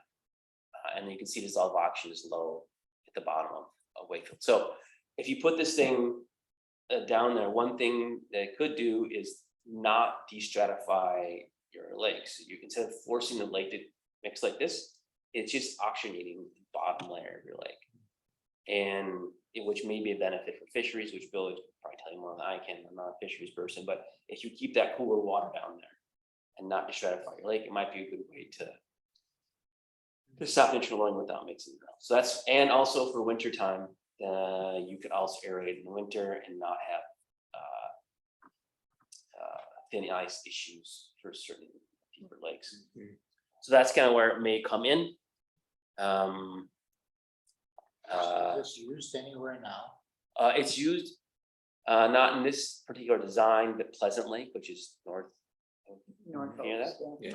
They have a big direct oxygen injection system that they're doing. It's a different approach than this. I was They're having considering. Quite a problem with zebra mussels and things, and now does it increase that as well as the fish? I don't know. That's a good question. Well, that's because it pulls from the river. Yeah, system. and that's how they got there, but I don't know if it helps them do well as the fish. I don't know. Maybe. So it does. I was wondering, Go ahead. I was wondering if it might explode. The direct oxygen. Like if you have oxygen tanks somewhere, is there a worry Well, that? This is not an oxygen tank. What it does is this little unit right here, this white box, it actually filters out the oxygen from the air. And so it makes it on site and then shoots to the bottom like. That's the system that, I don't know if Pleasant Lake is using big tanks or this system, but I think it is using this device that filters it out. So is that St. Paul Regional Water that does that for the drinking water? I think so. supply? I think they do. The same guy who invented this thing was involved in that Pleasant Lake project. So it's something that, it's another option. And it's a little bit more expensive than direct oxygen.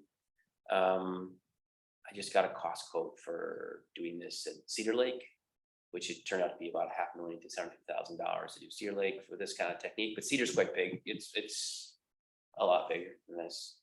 But so the idea would be you'd sink one of these devices down here, and it would basically oxygenate kind of this bottom layer of Wakefield if you did it here. Do you know what kind of maintenance the one in Pleasant Lake is requiring? I don't know in terms of Pleasant Lake, but I have called some people who have installed this. It was in California, and they said they've had very little maintenance so far. They had it in it for a couple of years. They had a valve blow and they replaced this valve.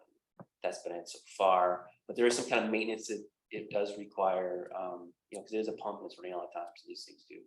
Well, in the module that pulls the oxygen out of the air and filters it. Right, those things, I think they do have a certain amount of maintenance that needs to be done on that. Okay. Right, so probably more than the forced air, but probably, yeah. Those are much more, but it's not necessarily like a high maintenance thing either, I understand. But the tricky thing about direct oxygen is, the whole dosing, how much you put in. Forced air, you're just mixing it. So here it's a little more of there's a little more process involved in getting how much air direct oxygen put down there, doing it properly. So we actually include the cost estimate, like a little bit of time for some expert to help guide this process. Nanobumbles,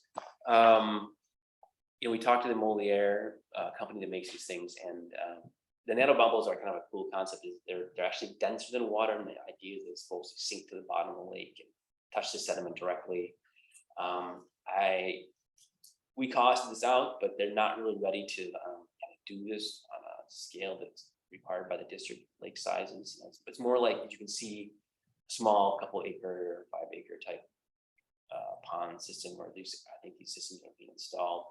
Cool concept. I don't know if it creates a advantage over the other aeration type options, but I thought we'd just go through the cost exercise to see what it gave us.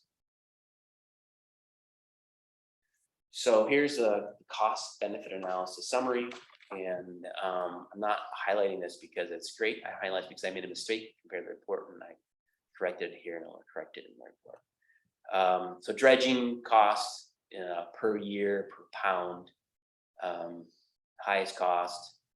Aquatic plant harvesting comes out as a higher cost per pound just because of how many pounds you're able to haul. And I try to make this consistent with the other costing methods. So it's probably higher than you're actually paying in the district, but I try to make them comparable. So it's a little bit different, puts in some engineering design and some maintenance and some observation time to observe, to monitor the harvesters and such.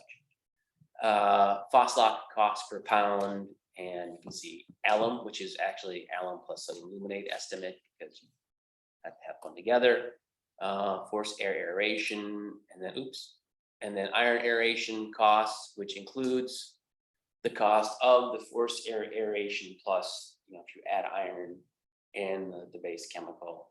So I think it's higher, but I think it's reasonably expected this might last longer than the 10-year period. So it may be on a long run, equivalent to the alum treatment. So can you help me understand, because you've commented that a couple of times and you've normalized the cost for an annual cost basis.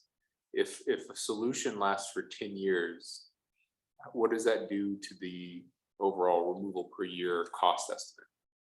So we take the total cost and we include maintenance and then potential inflation, and then you cost that back for every year that you consider to be viable, and then we add a TMDL, where the TMDL is a annual removal, so we just figure out the annual cost, which includes inflation and maintenance, and divide that by the cost of the estimated removal per year. So just to help me out, because I'm slow on the uptake on the iron, if we treat one lake with an iron aeration, we would have to the next year treat the lake again to remove that much out. No, it's only a one-time treatment. Okay, So that's okay. Yeah, so the alum one time, iron, all those things I'm considering to be one time. It's considering all this to be a one-time event, either a treatment or a construction. Okay. Except for the aquatic plant. Okay. And then that next column, Val, so that there's the capital cost or the annual cost, depending on what type of method he's talking about. That next column where it's cost per pound of total phosphorus removed per year, that's where the capital cost gets annualized and the annual maintenance cost gets added in, and then you divide the phosphorus removal that you anticipate for each year, so that everything gets annualized, so that you can compare something that has a big single upfront cost versus something that has annual costs to implement. So then I think a follow-up to what Belle was asking then is, are the various expected life expectancies of these treatments factored in then? So the 20 or 10 years for alum, but maybe more for. So I have assumed 10 years for alum, 10 years for phosphate, 10 years for dredging, because I think they might somewhat expend at the same time. I still use 10 years for the iron aeration system, not knowing exactly how long it's gonna last. So I did use 10 years for all of these. That is probably the hardest thing to estimate, is the longevity of some of these. Yeah, I noticed the note, it just wasn't clicking in my head on how to make it work with the math that were presented. So Yeah, I appreciate that. yeah, sure. That's the question we always get asked. How long is it gonna last? How long is alum treatment gonna last? I always say 10 years. And so turned out the Coleman lasted 10 years. So that's what we presented. But yeah. Would it be possible for you to also calculate and add a column that's total phosphorus removed in 10 years? Right, so here's the total phosphorus we're estimating will be removed. For Bennett Lake is 72 pounds, and for Wakefield, so 720 and around 500 pounds. It looked like you normalized to those targets. Is that correct? Is that how you did? Right, so I had the normalized cost per year costs, and then those are just per year, load reductions. So they're all to remove the exact same amount of pounds of phosphorus, and this is how much it would cost to remove 72 pounds from Bennett. Right, so. Yeah, okay, okay. It has the same effectiveness. I don't know if you see, I agonize over that in the report, quoting literature and such. I think the one that has the least certainty involved in it probably is the dredging and how effective that'll be. So there's a lot of uncertainty about that. A lot of literature that reports exactly you say. They dig a deep hole and then they monitor just the surface. They don't monitor the bottom. So a lot of these studies don't think like they don't produce the data we need. Let's put it that way, to make a really good assessment. So qualitatively, I think dredging effectiveness is not great. Alum is well documented. I've done a lot of studies on alum. It will reduce your internal load to 0, but then over time it starts to lose effectiveness. Phosphate probably has the same pattern. Aeration, it's not going to have that same pattern, right? So it could have a more consistent removal for a longer period of time. Maybe it might be the same on the day you start to time that the system needs to replace. Keith? Yeah. I just want to again point out too that all these aeration things, they also are going to lead to more, again, of the bluegills. The bluegills will eat the carp baby eggs, and then we'll have less carp disturbing that soil, the sediment. So I mean, that's just such a huge thing that goes hand in hand with what we're trying to accomplish here. And I don't think it can be overlooked. Agreed. I agree. It can't be overlooked. Yeah, so it has that multiple benefit. Less risk, health-wise. Less risk. Yes, so aeration won't be as effective in some situations, but yeah, that's right. It doesn't have a lot of downside to it. And we're talking about smaller systems. So if you have a really large lake, then these areas do get quite extensive. So the small lakes, it seems like a very nice and cheap and fairly cheap approach. So I don't know how much more energy we have for science, but should I talk a little bit just about aluminum? Okay. So I think we've come here and talked about aluminum several times, and there's new data right out there. The US EPA now has the criteria for aluminum that you didn't used to have. So in 2018, they have a new criteria document. And aluminum is something I've been thinking about a long time in my life. I like to recount a story where I just got married and my wife asked me, so what are you thinking about? And I said, aluminum. That seems like that would have been the wrong answer. Anyhow, so I've thought about aluminum for a long time. Is that your current wife or? No, my wife. She knows what she's getting into. So I don't have a agenda of any sort for or against alum treatments, and I really wanted to present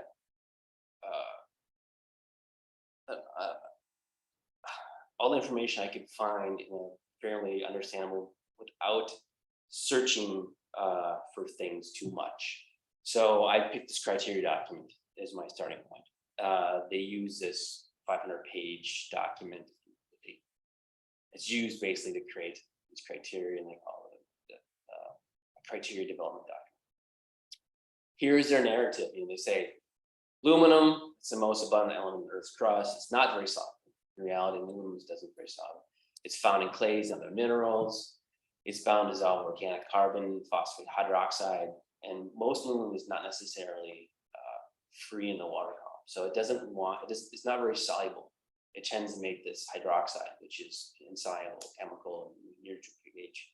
And it is naturally found in lake bottom sediments. So aluminum-bound phosphorus is found without augmenting, it is found in bottom sediments. Let me see here. So here's Coleman Lake. This is the one lake that in Ramsey-Washington that was actually treated with an alum treatment. And so we took cores a couple years back and sliced them and analyzed for iron-bound phosphorus, aluminum, all those fractions I talked about. And we also extracted aluminum from that sediment. And so what you can see is some of these cores don't have very high aluminum. I'm estimating that that is potentially kind of like the background condition of the sediment prior to the alum treatment. So they may have been in areas that were, furthest from the areas that were treated. And in those days, they couldn't get all the shallow areas of the lake. And then it's very obvious here that there are these elevated aluminum concentrations in the sediment, right? That are indicators of where alum was placed, and so it's elevated. And that's the whole idea of aluminum treatment, is to essentially augment the sediment with phosphorus binding elements. And so,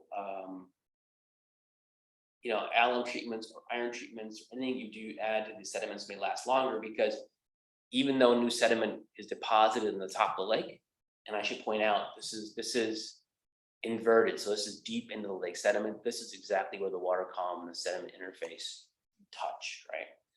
And so, but there's stuff down there. There's fish, carp, and there's also aquatic insects called chironomids. It will mix up this. So the aluminum does tend to get mixed in, and you can see here it's now quite deep down there, right? So as it gets fluffed up, it will settle down, preferentially with aluminum. It does get buried. Over time, the aluminum does age, is my understanding. I haven't done the experiment personally, but I understand it does age. You become gibbsite and then clay. I don't think anybody's done the experiment because they have to do it for 40 years. And so that's not really a good research paper to do. The new criteria for aluminum, it considers pH, dissolved organic carbon, and hardness, which is calcium, magnesium in your water column. So they modify this criteria based upon those. So the chemical conditions of your lake may determine whether or not more or less aluminum could potentially cause a toxic effect to aquatic life. More of their narrative was, surface water can have very low aluminum and very high. Oceans are generally very low. Precipitation, here's the concentrations. Obviously, I'm assuming this is a rural and this is kind of urban environment. I just want to point out, this is my bullet. During an alum treatment, concentrations may be 5 to 20 milligrams per liter, approximately, depending on if you're treating a deep lake or a shallow lake. Soil aluminum, 700 to 1,000 milligrams per kilogram. Just comparing that quickly here to where we're at in Coleman Lake. So this is 25,000 milligrams per kilogram here. So Coleman Lake sediments are kind of in the range of this number given by this guidance or this development document. So according to the EPA, aluminum has no biological function. It's not a teratogen, carcinogen, or mutagen, so it's not going to cause cancer. My understanding from there, this is the EPA's language. I'm not making any judgments on the papers. They said it's not a teratogen, carcinogen, or mutagen. It is an aquatic toxicant, so it can be harmful to aquatic life. And it affects ion regulation in the aquatic life and the respiratory function, and which means that basically for fish, it kind of makes it hard for fish to breathe. The gills can have this necrosis thing going on. So in the paper, does it refer to these events if they're above and beyond the aforementioned numbers on the slide before? Right. So I have a slide here, the next slide, about numbers. This is what you're asking about. No. So the effects. So the EPA set certain ranges, soils, waters, whatever. That's what the page was for. If the level was above that range, are those the effects, or are there specific levels in which those effects will become?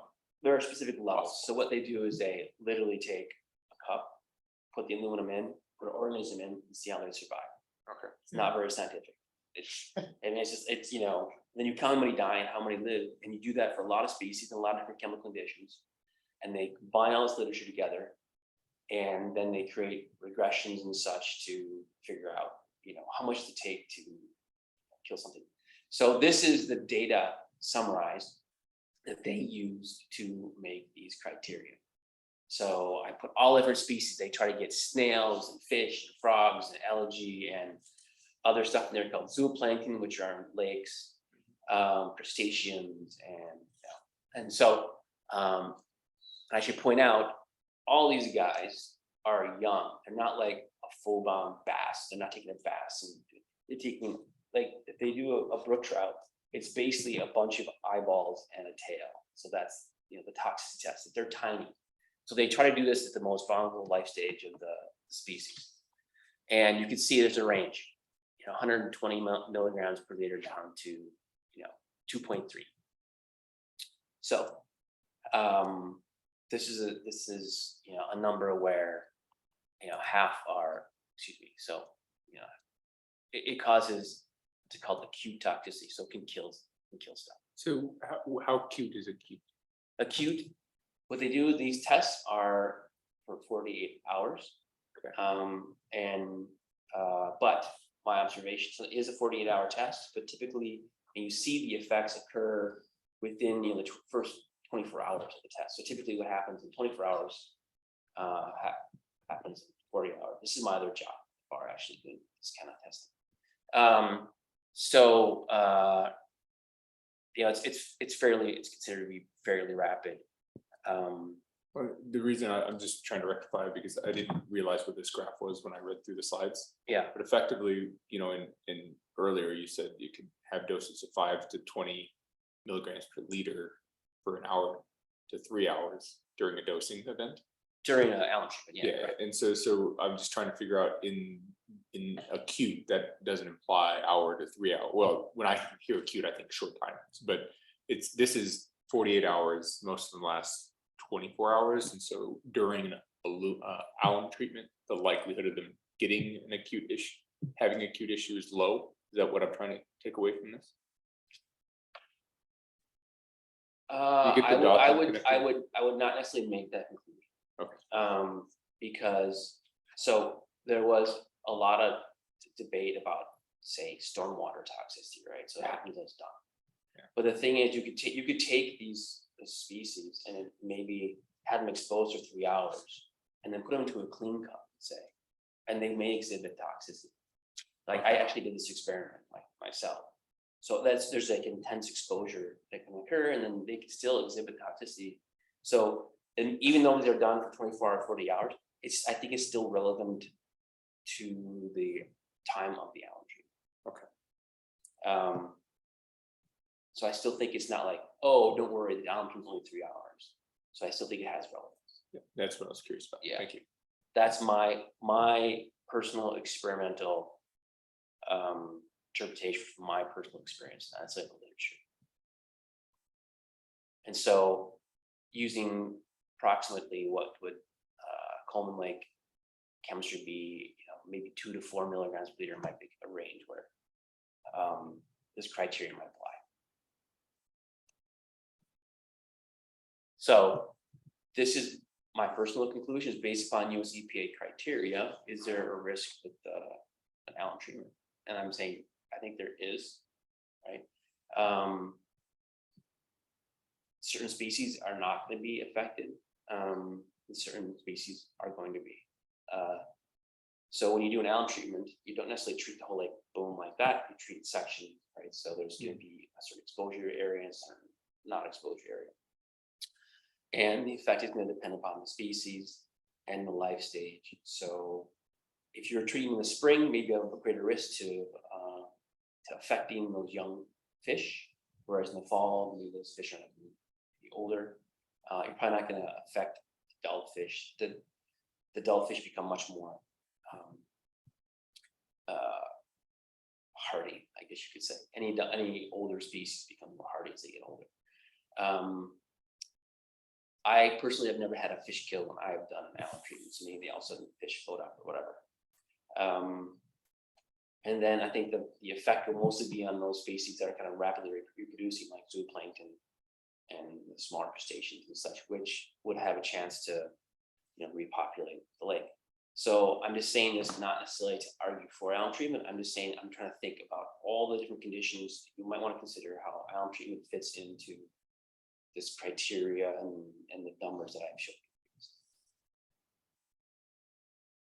Quickly, human health. This is not my area of expertise anyway, but human health, and I'm not going to wade very deeply into this, but there's another criteria out there, the maximum contaminant level or the health risk level, I think it's called, in Minnesota Department of Health, and they use this to determine safe levels of chemicals for drinking water.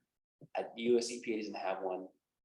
California apparently has one, and it's 1 milligrams per liter, and it's based upon aluminum in blood in humans. Is the comment that I could find in this document. So I'm assuming that has to do with Alzheimer's concerns, right? So I had no idea how to begin researching this rather than spending the next month of my life doing so. So I just thought, okay, I'm going to do a Google search, Google Scholar, and take the first 4 relevant articles, the most newest relevant articles, and kind of through the abstracts on here. Because otherwise, this is going to be endless. So this is my last. I think this is my last slide. So you're almost all free. Oh, all right. Anyhow, so my understanding is aluminum definitely is linked to Alzheimer's in test species. There's a lot of talk about proteins and how it does it, and also a lot of discussion of, so you have kind of like these laboratory studies and then these epidemiological studies. This is like the second piece of literature I found, elevated aluminum in patients with cognitive dysfunction. But reading on, you clearly see that, yeah, you can cause maybe histopathological indications of Alzheimer's in rats if you inject with large quantities of aluminum. And this study was just to see if they could stop that by giving these rats different vitamins. So I don't know if I don't think I can wade in whether or not aluminum does or does not cause Alzheimer's, because I haven't really researched it thoroughly enough. But I just thought we could take some data from the district to consider the one lake we have that's getting long-term aluminum doses, and that's from the Tanner's Lake Alum Treatment Facility. And so this is data pretty old, but it's downstream, and you have aluminum concentrations of 0.02 to, I don't know, upwards of 0.2 in the lake water column.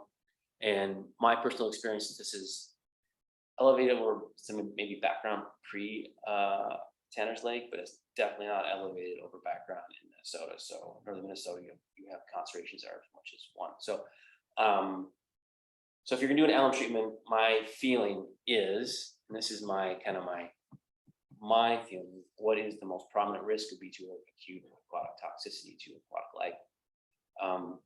And so that's something to consider when you're looking at these alternatives, I think. Would I still do an alum treatment? I would probably do one. But I think before this, I have more pause now after going through this exercise. So that's my personal opinion, rather than opinion of the researchers out in the world. And so you're free to take this criteria document and read all 580. Thanks, Keith. I have a couple comments for you. One, so I don't know if you've seen the 2018 review. It was really well done by toxicologists who went and did a meta-analysis of all the studies that have ever been done on aluminum and toxicity and summarized them all.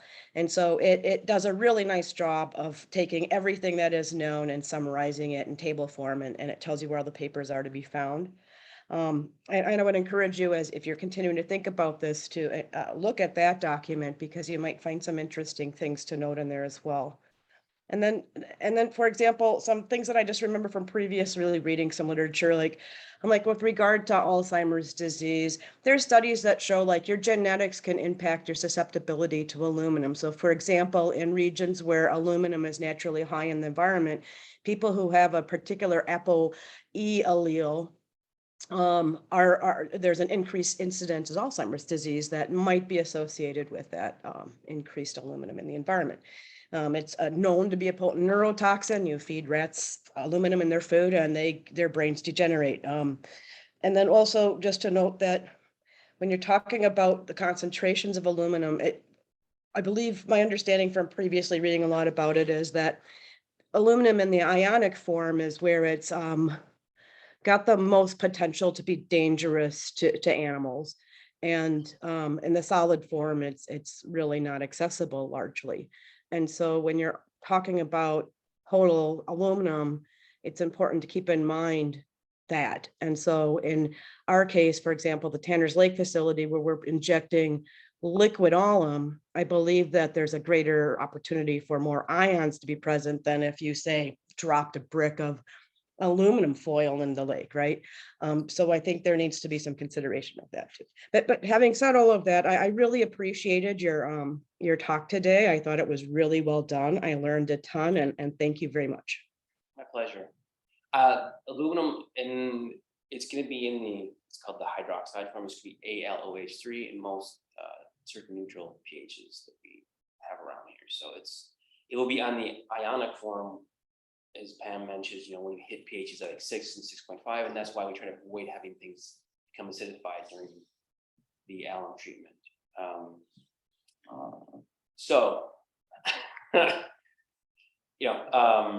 If you want me to explore more on this subject, I'd be more happy to do so, but I think it's just something to consider when you do your treatments. And I should mention it is like you can see, it is largely insoluble, so it tries to not be in the water column. But there are just kind of, in my opinion, kind of the short-term acute is what to consider. I really appreciate that you went into kind of not just a one type of treatment fits all, but that each shallow lake has different characteristics and that there can be combinations or pre-treatments or what will work in one won't work in the other, because I think that is most sound way to do it. So I appreciate the way you laid it out so that we'll know what kind of questions to ask. My pleasure. Yeah, it was a great report, but going forward, because Pam has always advocated not using alum, we have a couple of things to consider. One, we have a facility that injects alum into the water. We could keep that running. Is that, I'm not asking the question right now exactly, but that's the reason for having the report, I think. And second of all, when we do something like, presumably we're going to eventually get West Vadnais Lake, and the idea there was to give it an alum treatment. Are we going to relook at that? Yeah, well, we haven't made that determination. We haven't made No. it. We just know that there I is. didn't say we have. I Yeah, said no, that- there is an internal load issue. It's a shallow lake with internal load. And so this report, while it doesn't mention West Vadnais, would be applicable to that too. And the third thing is going to be, if you take some of these alternate treatments, will they achieve the TMDL requirements that we're trying to meet? Or will one, like, can you do aeration, but it won't quite get us to where we want to be, in which case, what are we going to do?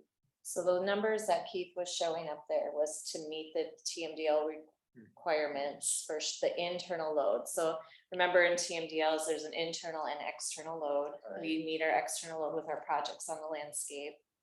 And then the internal load would be met with this. So that is what Keith was estimating there, was to meet the internal load requirements of a TMDL. Correct? Right, and we're still studying Bennett and with the aeration system. I did do a lot of studying this year, and hopefully a little bit more next year to finish out the study to see how effective these aeration systems are in the shallow lakes. And so I'll have a report next year on that. I mean, the thing is that some of these though are more unknown, like we haven't used them before, or maybe a lot of people in this area haven't used them before. Right. So there is some learning that we'd be doing along the way with that. I did want to make a point too, what you said about Tanner's Lake. So Tanner's Lake is a deep lake, and that's an injection.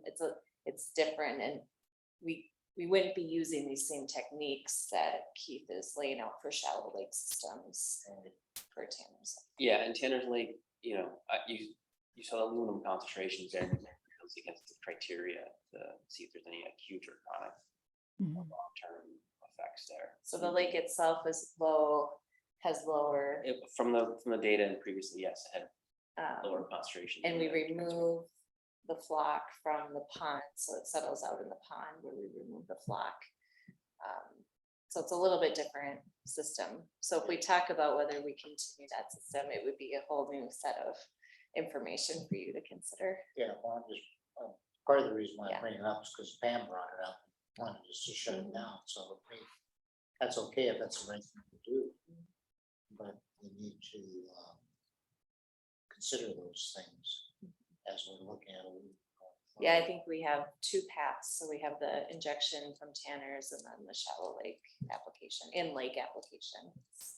And what, maybe we should put it on the board action log, just LM policy, because we're waiting to see the studies from the aeration, which is going to be very interesting and giving us some direction. And it sounds like there's a lot of work going on all the time, different applications. I'm hoping that we can come up with some kind of a policy so we don't lose that. Maybe we just put that on the log. I was curious, in the conversation, and I think a little bit in the report, there was reference to maybe public acceptance, right? You had mentioned, hey, on aeration, you could keep some light areas with the ice doesn't get thick. Is there an element here that look at these solutions with respect to how the public would view them, out of curiosity? I mean, I think so. I mean, I don't know if everybody wants aeration, they're like bubbles coming up. You know, Yeah, it may be something that, you know, Bennett's easy because it doesn't have a lot of houses, but there may be opposition, you know. So far it's been in places where there's not something very visible, right? Right. Well, and it's more of a curiosity because a couple of those aeration ones, they seem extremely promising based off of some of the data that you provided. And I was just kind of curious if that would cause people who might live around those bodies of water to be concerned. It's possible. I'm considering that for some other studies where I'm going to put in aerators in somewhere else. I'm thinking, you know, what is going to be the public view of these? Maybe you only run them from 10 o'clock at night until 6 in the morning, because that's kind of that critical time. No one can really see them. But there may have a situation people just don't want those in their lake. And we have the other issue, some people want harvesting to clear off their lake for their water scheme. So, and it might not be the best solution.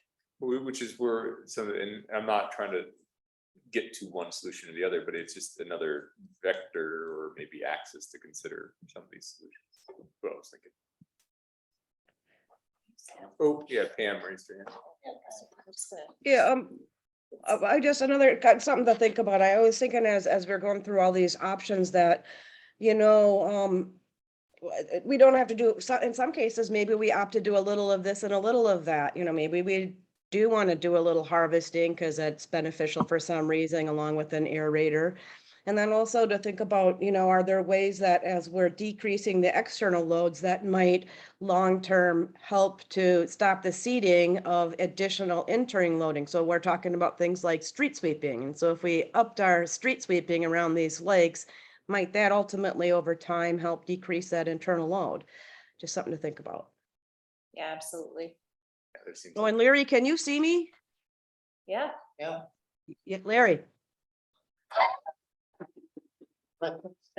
Your reference to the whiskey in a couple. Oh, yeah. Drinking your tea, yes. I got you, man. I got it. No, I saw you go away and get it, so I figured that's what you were doing. A good joke. Yeah. Okay, so we'll put it back on the thank you. It was a great report. I think it gave us a lot of insight into ways that we can go about this. When is the aeration study supposed to be done? 3 lakes of 3 water bodies. I'm planning on finishing next year, but I'm gonna have a report this year to just kind of summarize all the data. it's, yeah, so Bill and I have to discuss what our next steps are for Bennett and I guess the city and what they're willing to do to maybe expand that system. And then we have Jervis Mill Ponds can give some great data as well. We'd like to test out. But the main question is, how big do these systems really have to be to do what they do? So hopefully I'll get half that answer this year and the rest of next year. That's a great report. Thank We'll you. put that Allen policy on the board action log. And then, I mean, we'll have this report to reference as we consider internal load options for Lakefield and Bennett in the future. And West Vadnais too, when that TMDL report is completed, so. And Bill, there's anything I said that is not a part of your plan, let me know now, or just tell me, correct me now in case I've like spoke out of place here. Anyway. That was a great presentation, Keith. Okay, thanks. Yeah, great. Fantastic. Thank you. Pleasure. Nice to meet you. It was a great baseline. Thanks, Keith. Okay. Anybody have any water quality report questions before Keith goes too? That was in the project status Oh, the report. link up to it? Mhm. If you've had a Yeah, chance. I did. I Yeah, clicked that's it. fine. Yeah. Well, we know how to get a hold of you. Okay, yeah, I'll be around. Yeah. Thanks, Keith. Okay, now we have the Pioneer Park Stormwater Research Project Scope Summary. Yeah, this is not research. This would be an actual construction. Scope summary. Yeah, scope summary for a targeted retrofit project that was born out of the Ramsey County report on potential sites for reuse throughout the county. Aaron and Paige may answer any questions you might have. The work in 2023 would be planning and design with a potential construction in 2024. So the budget impact would be 2024. For the construction, yep. Okay. Wow. So happy to answer any questions or comments. Yep. It's a little bit different of a targeted retrofit, being a reuse project.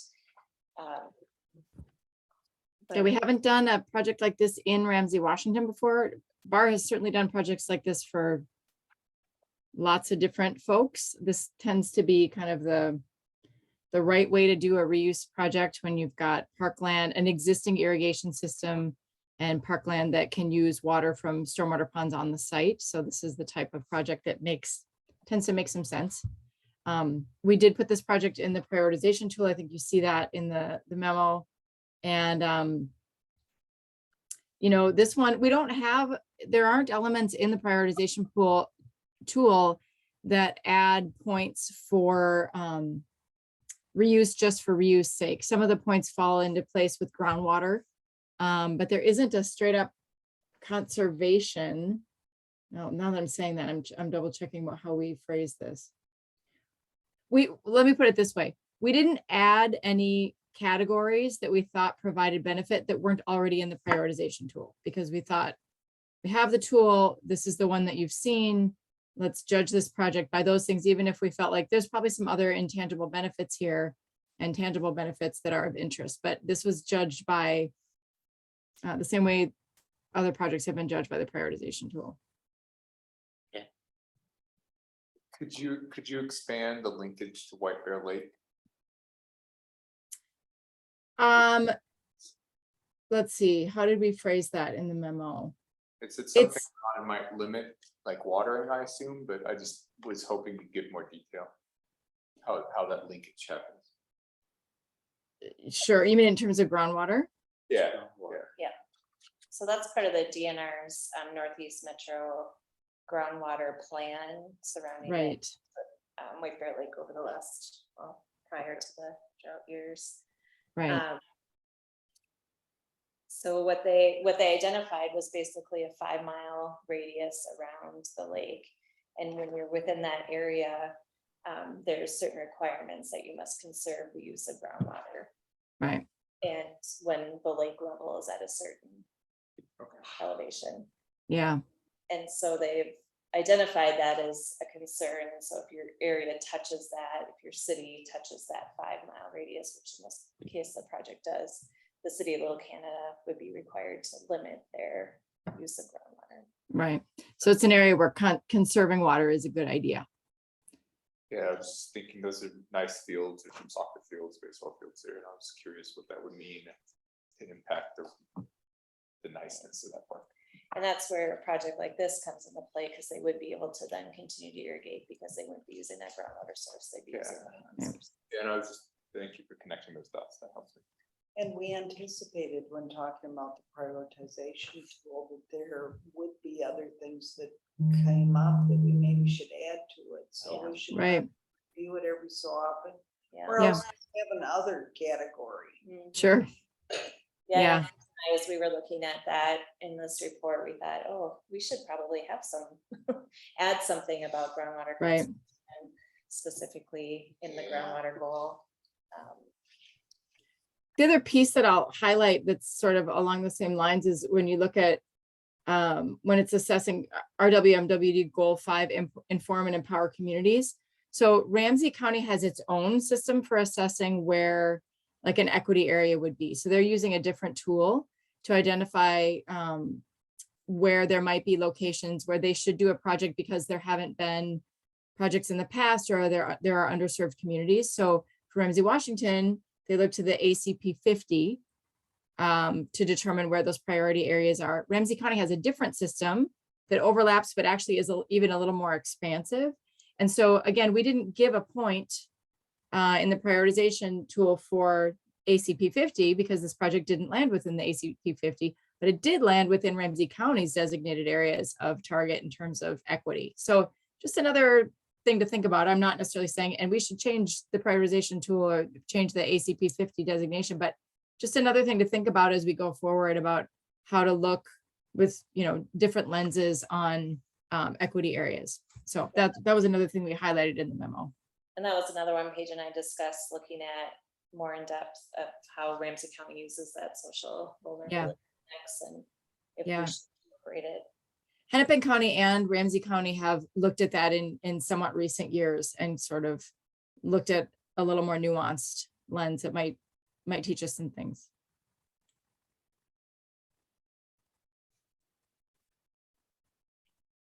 Any other questions or concerns? Do we need a motion to? Don't need a motion. If there's no concerns, we'll move forward with the project. Yeah. It's a nice park. Okay. Yeah. Very great. Okay, that brings us to the administrator's report. Yes, I do have a PowerPoint here. I will be quick about it all. Right, I need to share that. Oops. What is that? Let's see my mouse. Oh. I guess there's some information. I'm skipping ahead to the end, but I have my meetings attended, upcoming meetings. I did want to talk about the wetland workshop dates that were sent out. I don't have a perfect 5, but I do have a date that there's 4, actually 2 dates where 4 are available. And Pam, unfortunately, you were the 5th one that is not available on both of those dates. November 28th is the option that I would choose of those dates. Another option, I'll just throw it as on the table, is to do it before the December board meeting. I know that makes for a long, or during the meeting, or, or if we want to do workshop before, or if you want to make that a part of the meeting. I know it makes for a long night, or be like adding a Keith Pilgrim presentation, and here we are sitting at 9 o'clock. So I want to make sure that it provides. Well, I looked on I said no to November 28th because it's my mother-in-law's like 83rd birthday, and we usually take her to dinner. That we could possibly take her to dinner another day. Excuse me. Or maybe, come after. We could do like a 7 p.m. start instead or something too. Or if we did an early one and then we had a dinner after it. Like, I could do both. So November 28th is a good option and okay. I'm saying like if we did November 28th and we only had a quick meeting, we started at 5, I could probably wing both things, come to that meeting and then head over to wherever the dinner and make the dinner too. If you want to do that, if that's something that would, you said it was your ideal date, and if that will work for everybody, I can try to make that work. Yep, okay, that'd be good. Okay, That's become my it is your only day. Correct, yeah. Okay, so we'll go for November 28th and we'll talk about timing then, if we wanna, what's the earliest you could attend? I'm looking at you full-time workers, full-time plus. I have a meeting that goes till 4 and we often run a little late, like get done at 4:10, so I could drive straight from Minneapolis to the watershed district in like a half hour. So like So- a 5 PM start. Potentially How about you, Matt? What was it? a 5 5 PM o'clock, start. 28th. Yeah. Okay, Diane. Yep, I can do 5 PM start. I might even be able to do, well, sometimes we get done early too, so but at 4:30 or 5 I could possibly do here. Let's make it 5, just to be safe. Yeah. I put a hold.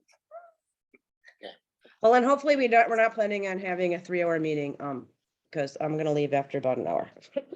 And will we have any materials to review ahead of time? So I that hope- can save time. Yeah, I'm hopeful, although it will be Thanksgiving week before I that. was gonna so, say, um, give me, I thought when I stopped working, I wasn't gonna have to be reading things on Thanksgiving, but, you know, I'll touch base with Eric, but yes, we will try and get as much as we can to you ahead of time. What makes it hard is that the conference is starting Thursday. Yeah, So it's gonna be a crunch week.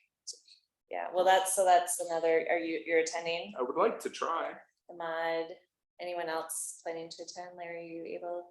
I know. I'm not so far, but I might. Okay. You Okay, wanna spend Then 4 we have to make him a delegate. We need 2 delegates usually Pull up, I might consider. for the official meeting. I wouldn't mind driving, but.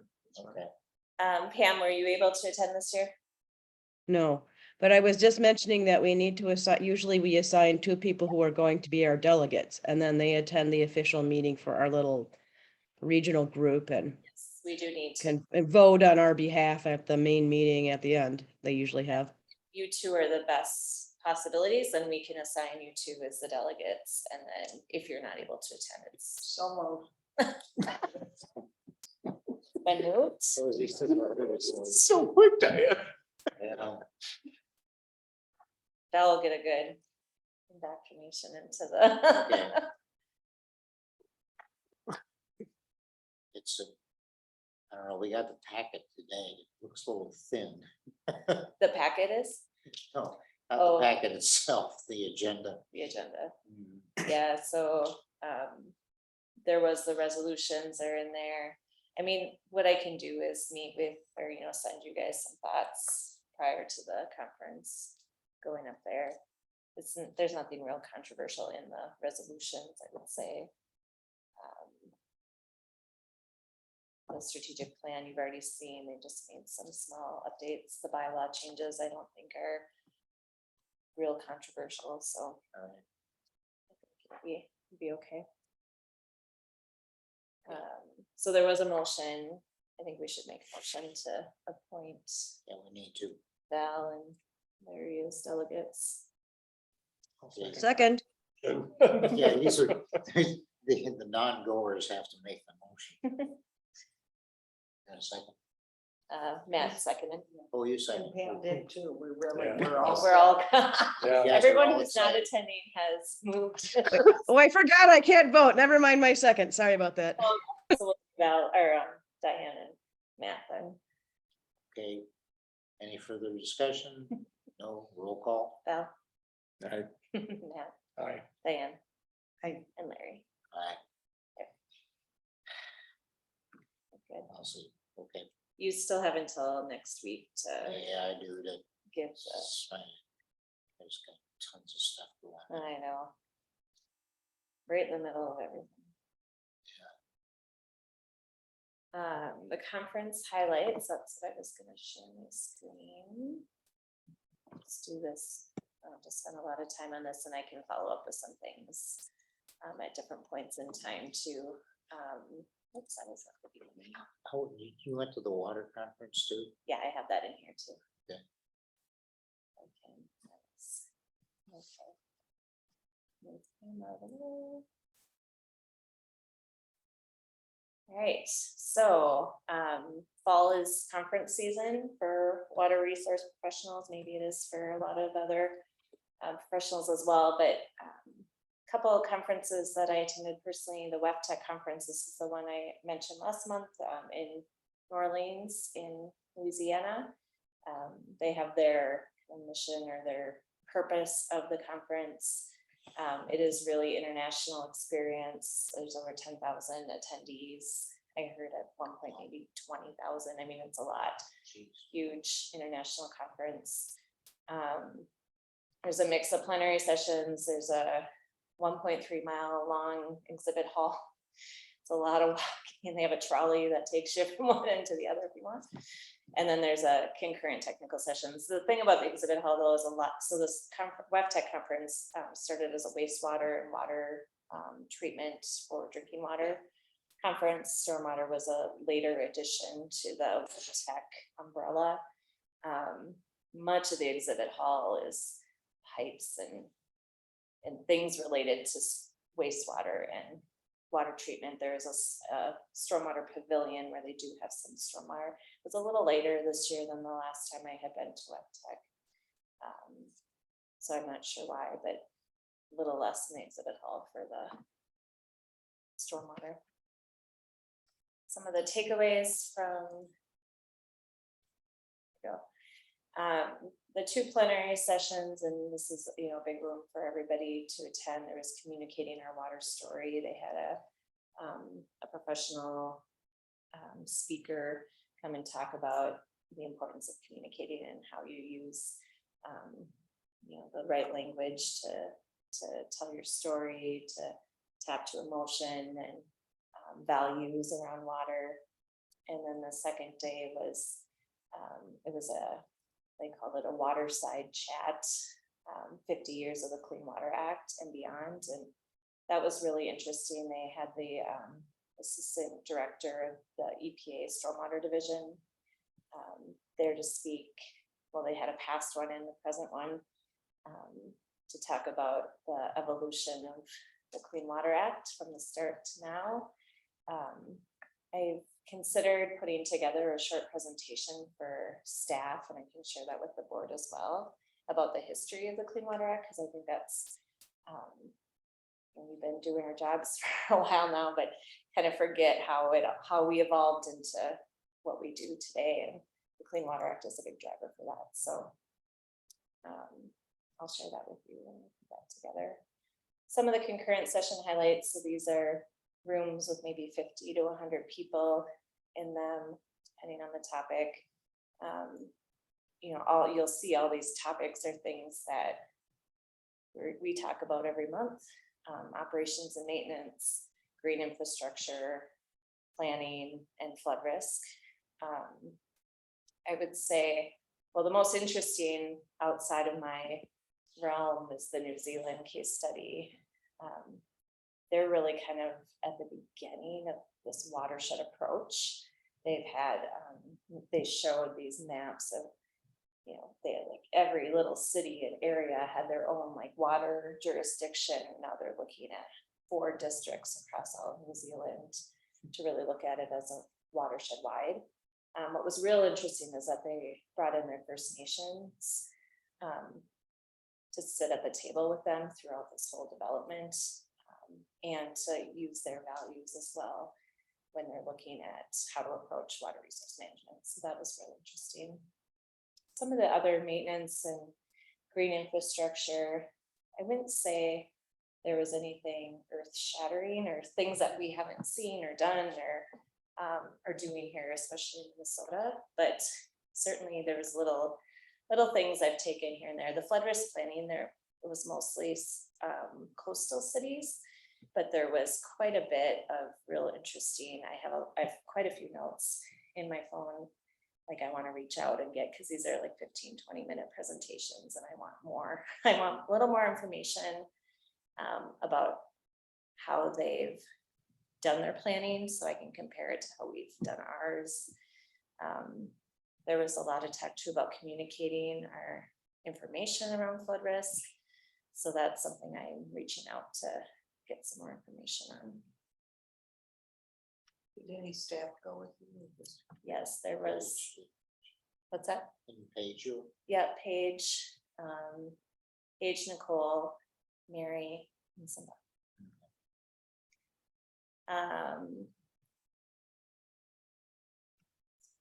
The Minnesota Water Resource Conference was last week, or 2 weeks ago. Now at the River Center, about 800 attendees. I'm on the planning committee for this conference and have been for 21 years now, I guess. This is a really great conference for our local community. Not to say that because we do bring in, other speakers from other places, but it's real tied to the university. So it's a real strong research and practical conference. So we really get some good synergy between the two as well. Plenary sessions each morning and lunch, and then 4 concurrent session tracks each day. You can see it's really evolved. The Water Resource Conference actually used to be its own thing, and then there used to be the Minnesota Waters Conference, which was the university's conference. And then in, I don't know, maybe 15 years ago or so, they converged into one large conference, and it's been, I would say, really great to have both applications together. So for the plenary sessions, there was a Minnesota Climate Action Framework was presented, climate and water. One of the lunches was awards day and poster highlights. So there's 2 different awards that we give out through the conference. One is for like a lifetime achievement, that's the Dave Ford Award. The Deborah L. Schwackhammer Award is for young professionals. And then there was Clean Water Funds. So not only, it's like Clean Water Act, but it's also 10 years or 15 years of the Clean Water Legacy Act, and thinking forward for when that sunsets out and what happens after that. And then there was a PFAS and implications for Minnesota Water Resources, which I'm gonna pull in, I think, the speaker from the University of Minnesota on that when we talk about that in our discussion. So that was a really great presentation. So I'd like to have you see that as well. Some of the concurrent session highlights, there's a lot of work talk about enhanced filters. Some watersheds have used, and we're looking at this as well in our Willow Pond, the right one, Willow Pond in Roseville, adjacent to Bennett or near Bennett, where we use the spent lime system and we're pumping water out of the pond. So we're also doing some of this work. But it was good to see maybe some that have been doing it a little bit longer. Rice Creek Watershed District, in particular, looking at long-term monitoring and fluid removals, which we've participated in that study. So that's some of our data that's included in that work from our Costco, or the enhanced sand filter near Costco. And then growing plants on top, which we've also been doing. So that's using the iron enhance in rain garden situations where you have plants, but the filter is under the plant material. Again, stormwater management and watershed management. There's some good talk about MS4 program management, setting water quality goals, practical, and how you measure success. Met Council has a priority waters list that they're using. And we'll look at, funding, using that as for funding and grant sources. That's in the Metro, obviously, in the Met Council's jurisdiction. The green infrastructure, I don't know what was later on. As I say, the Gold Line project was highlighted in the city stormwater planning. I was thinking that was in the green infrastructure, but they talked about the gold line, which runs mostly through our district, a little bit in Cap Region, and the consensus building and how they really, it really was impressive process that they went through for such a large project, and then to meet water quality goals on that project was pretty huge. So that was really interesting to see that presentation play out. I'm going to show you Paige's presentation, well, not her presentation, but her cover slide here in a second too, so you can see that, but she presented at the Water Resource Conference. Could you say more about the diverse water values in the Twin Cities? Yeah, so that was a project that was done through Met Council and with the University of Minnesota. And it was a survey based, looking at different diverse groups throughout the metro and what they valued in their water. I've seen that we did a smaller study years ago. So this expanded on that, and she has So quite. it's a cultural thing? Yeah. This is the cover slide for Paige's talk. She can jump in here if she wants, but I just have some highlights. I attended this talk too, so I was able to hear. She gave it with Katie Turpinagel from Bar Engineering, who was the engineering lead on this. She presented both the North and East St. Paul target store retrofits. I think she did an excellent job. They both did. But they really highlighted our process for doing targeted retrofits, how we inspected, evaluated, set up criteria and prioritize those projects. And then talked specifically about these as far as working with Target on implementing them on their sites. People were asked a lot of good questions about costs and maintenance and how exactly we were able to work that closely with Target and be able to implement those projects, because not everybody has had the same success on that. Who are you talking to? Who do we need to talk to do this? So there's a lot of follow-up questions. I know she has some meetings scheduled with some other watersheds that are interested in our targeted retrofit approach in general. That's a unique program that's not being done as systematically, I would say, as we have been doing it. So anything you want to add, Paige, to that one? No, that was a good summary. Thanks, Tina. Well, Yeah, I think I will just add, I think it is fun to see. For me, I gave the presentation, but you don't know where other watershed districts are at. So it was nice to hear afterwards that people are looking to model a program similar to ours and implement something like we're doing. And then last week, Bill was up at Bowser Academy, where, oops, I moved it on the wrong computer. Was up at Bowser Academy, where he gave a presentation with a group of other representatives on ecological restoration in the Phelan chain. There was a Bowser representative who presented the groundwork on why we do it in terms of ecology and water and why it's important. Mike Goodnature from the county talked about funding sources, planning, and partnerships over the years. And then Bill presented 3 case studies at Keller Golf Course, Keller Creek, and Phelan shoreline restoration work. And Bill said it was well received. He had a few good technical questions, grant questions, and people were curious about how golfers reacted to the projects at the golf course. So anything else you want to add to that, Bill? No, that's a great summary, Tina. Good.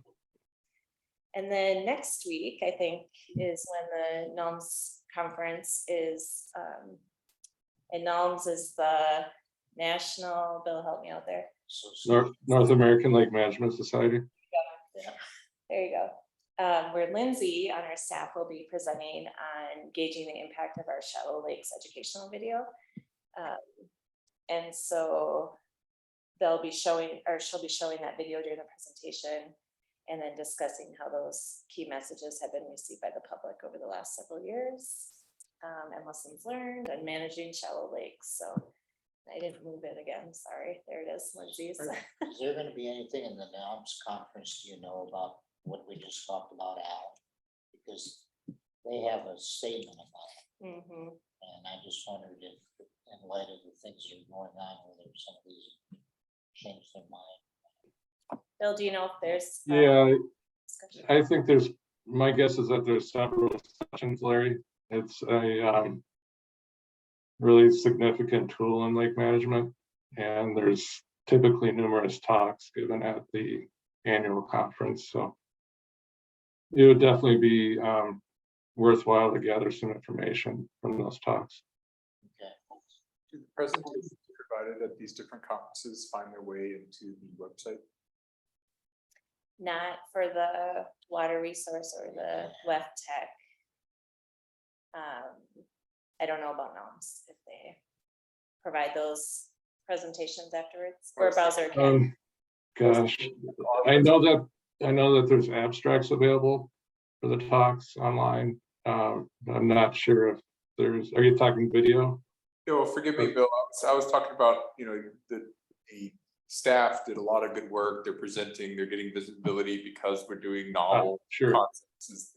Is there a way to put that on to the website? I got you. Yeah, yeah, we can definitely look at that. I know Lauren was gonna include it in her newsletter. To be honest, I haven't read the newsletter that just came out, so I'm not sure if she had links to the actual presentations or just discussed them, but they certainly can be on our website. Yeah, we can share them.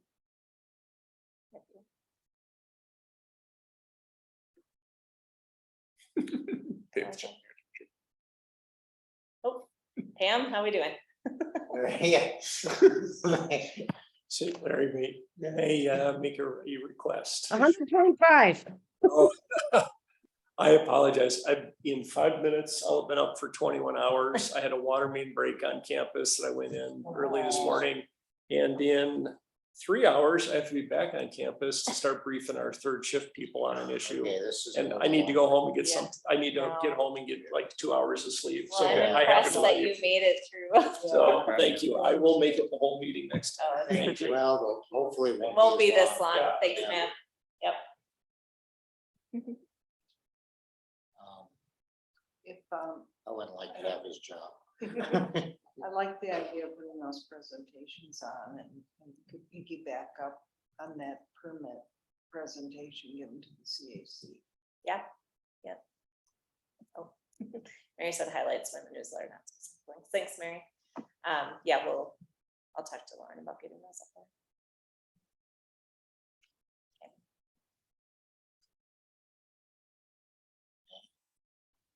I think that's all I have. That's all you have. Okay. Considering it's 9:30, we can. Yes, exactly. Anybody have any questions on the projects? Nothing pressing. And you can always send me any questions if you have. Better.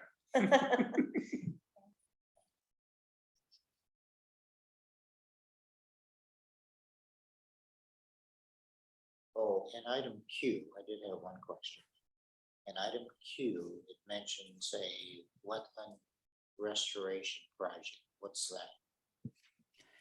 That was nothing but mentioning this is an area that could be considered in the future. So that was relative to the, in the Lake Emily watershed, there are 2 different retrofit BMPs that we've been evaluating for further potential implementation. And this period, we got to the point with one of those sites where we thought, you know what, this site actually is probably not a super great candidate for what we thought it could be at the concept level. So as we've looked at it more, we've ruled that out for the reasons laid out in the memo. And instead, knowing what we know about that site now, we think, as we continue to talk in the future about potential wetland restoration sites, this could be an opportunity. So there's nothing more planned than that, just that we're not going to pursue a retrofit filter there anymore, but that site could be considered at a later date as we continue to refine how we're looking at wetland restoration. The other site, the Arbogast Street Filtration BMP, you'll hear more about that. I think next month, actually, you'll be hearing more about that one. That one still seems like it's a potentially good project based on the work. Okay. All right. That was all I had. Anybody else have anything? No. Everybody pretty much dead. Any other comments? I would move we adjourn, but I'm not allowed to do that from this point. Enjoy your tea. Move to adjourn. Okay, we have a motion to adjourn. Move to- Seconded. Okay, all in favor, say aye. Aye. Okay, we're out of here. We don't have to do a roll call on that. No. All right, Okay. bye, everyone. Thank you. Have a all. good night. Bye, thank you. Bye-bye. Everybody. Good night.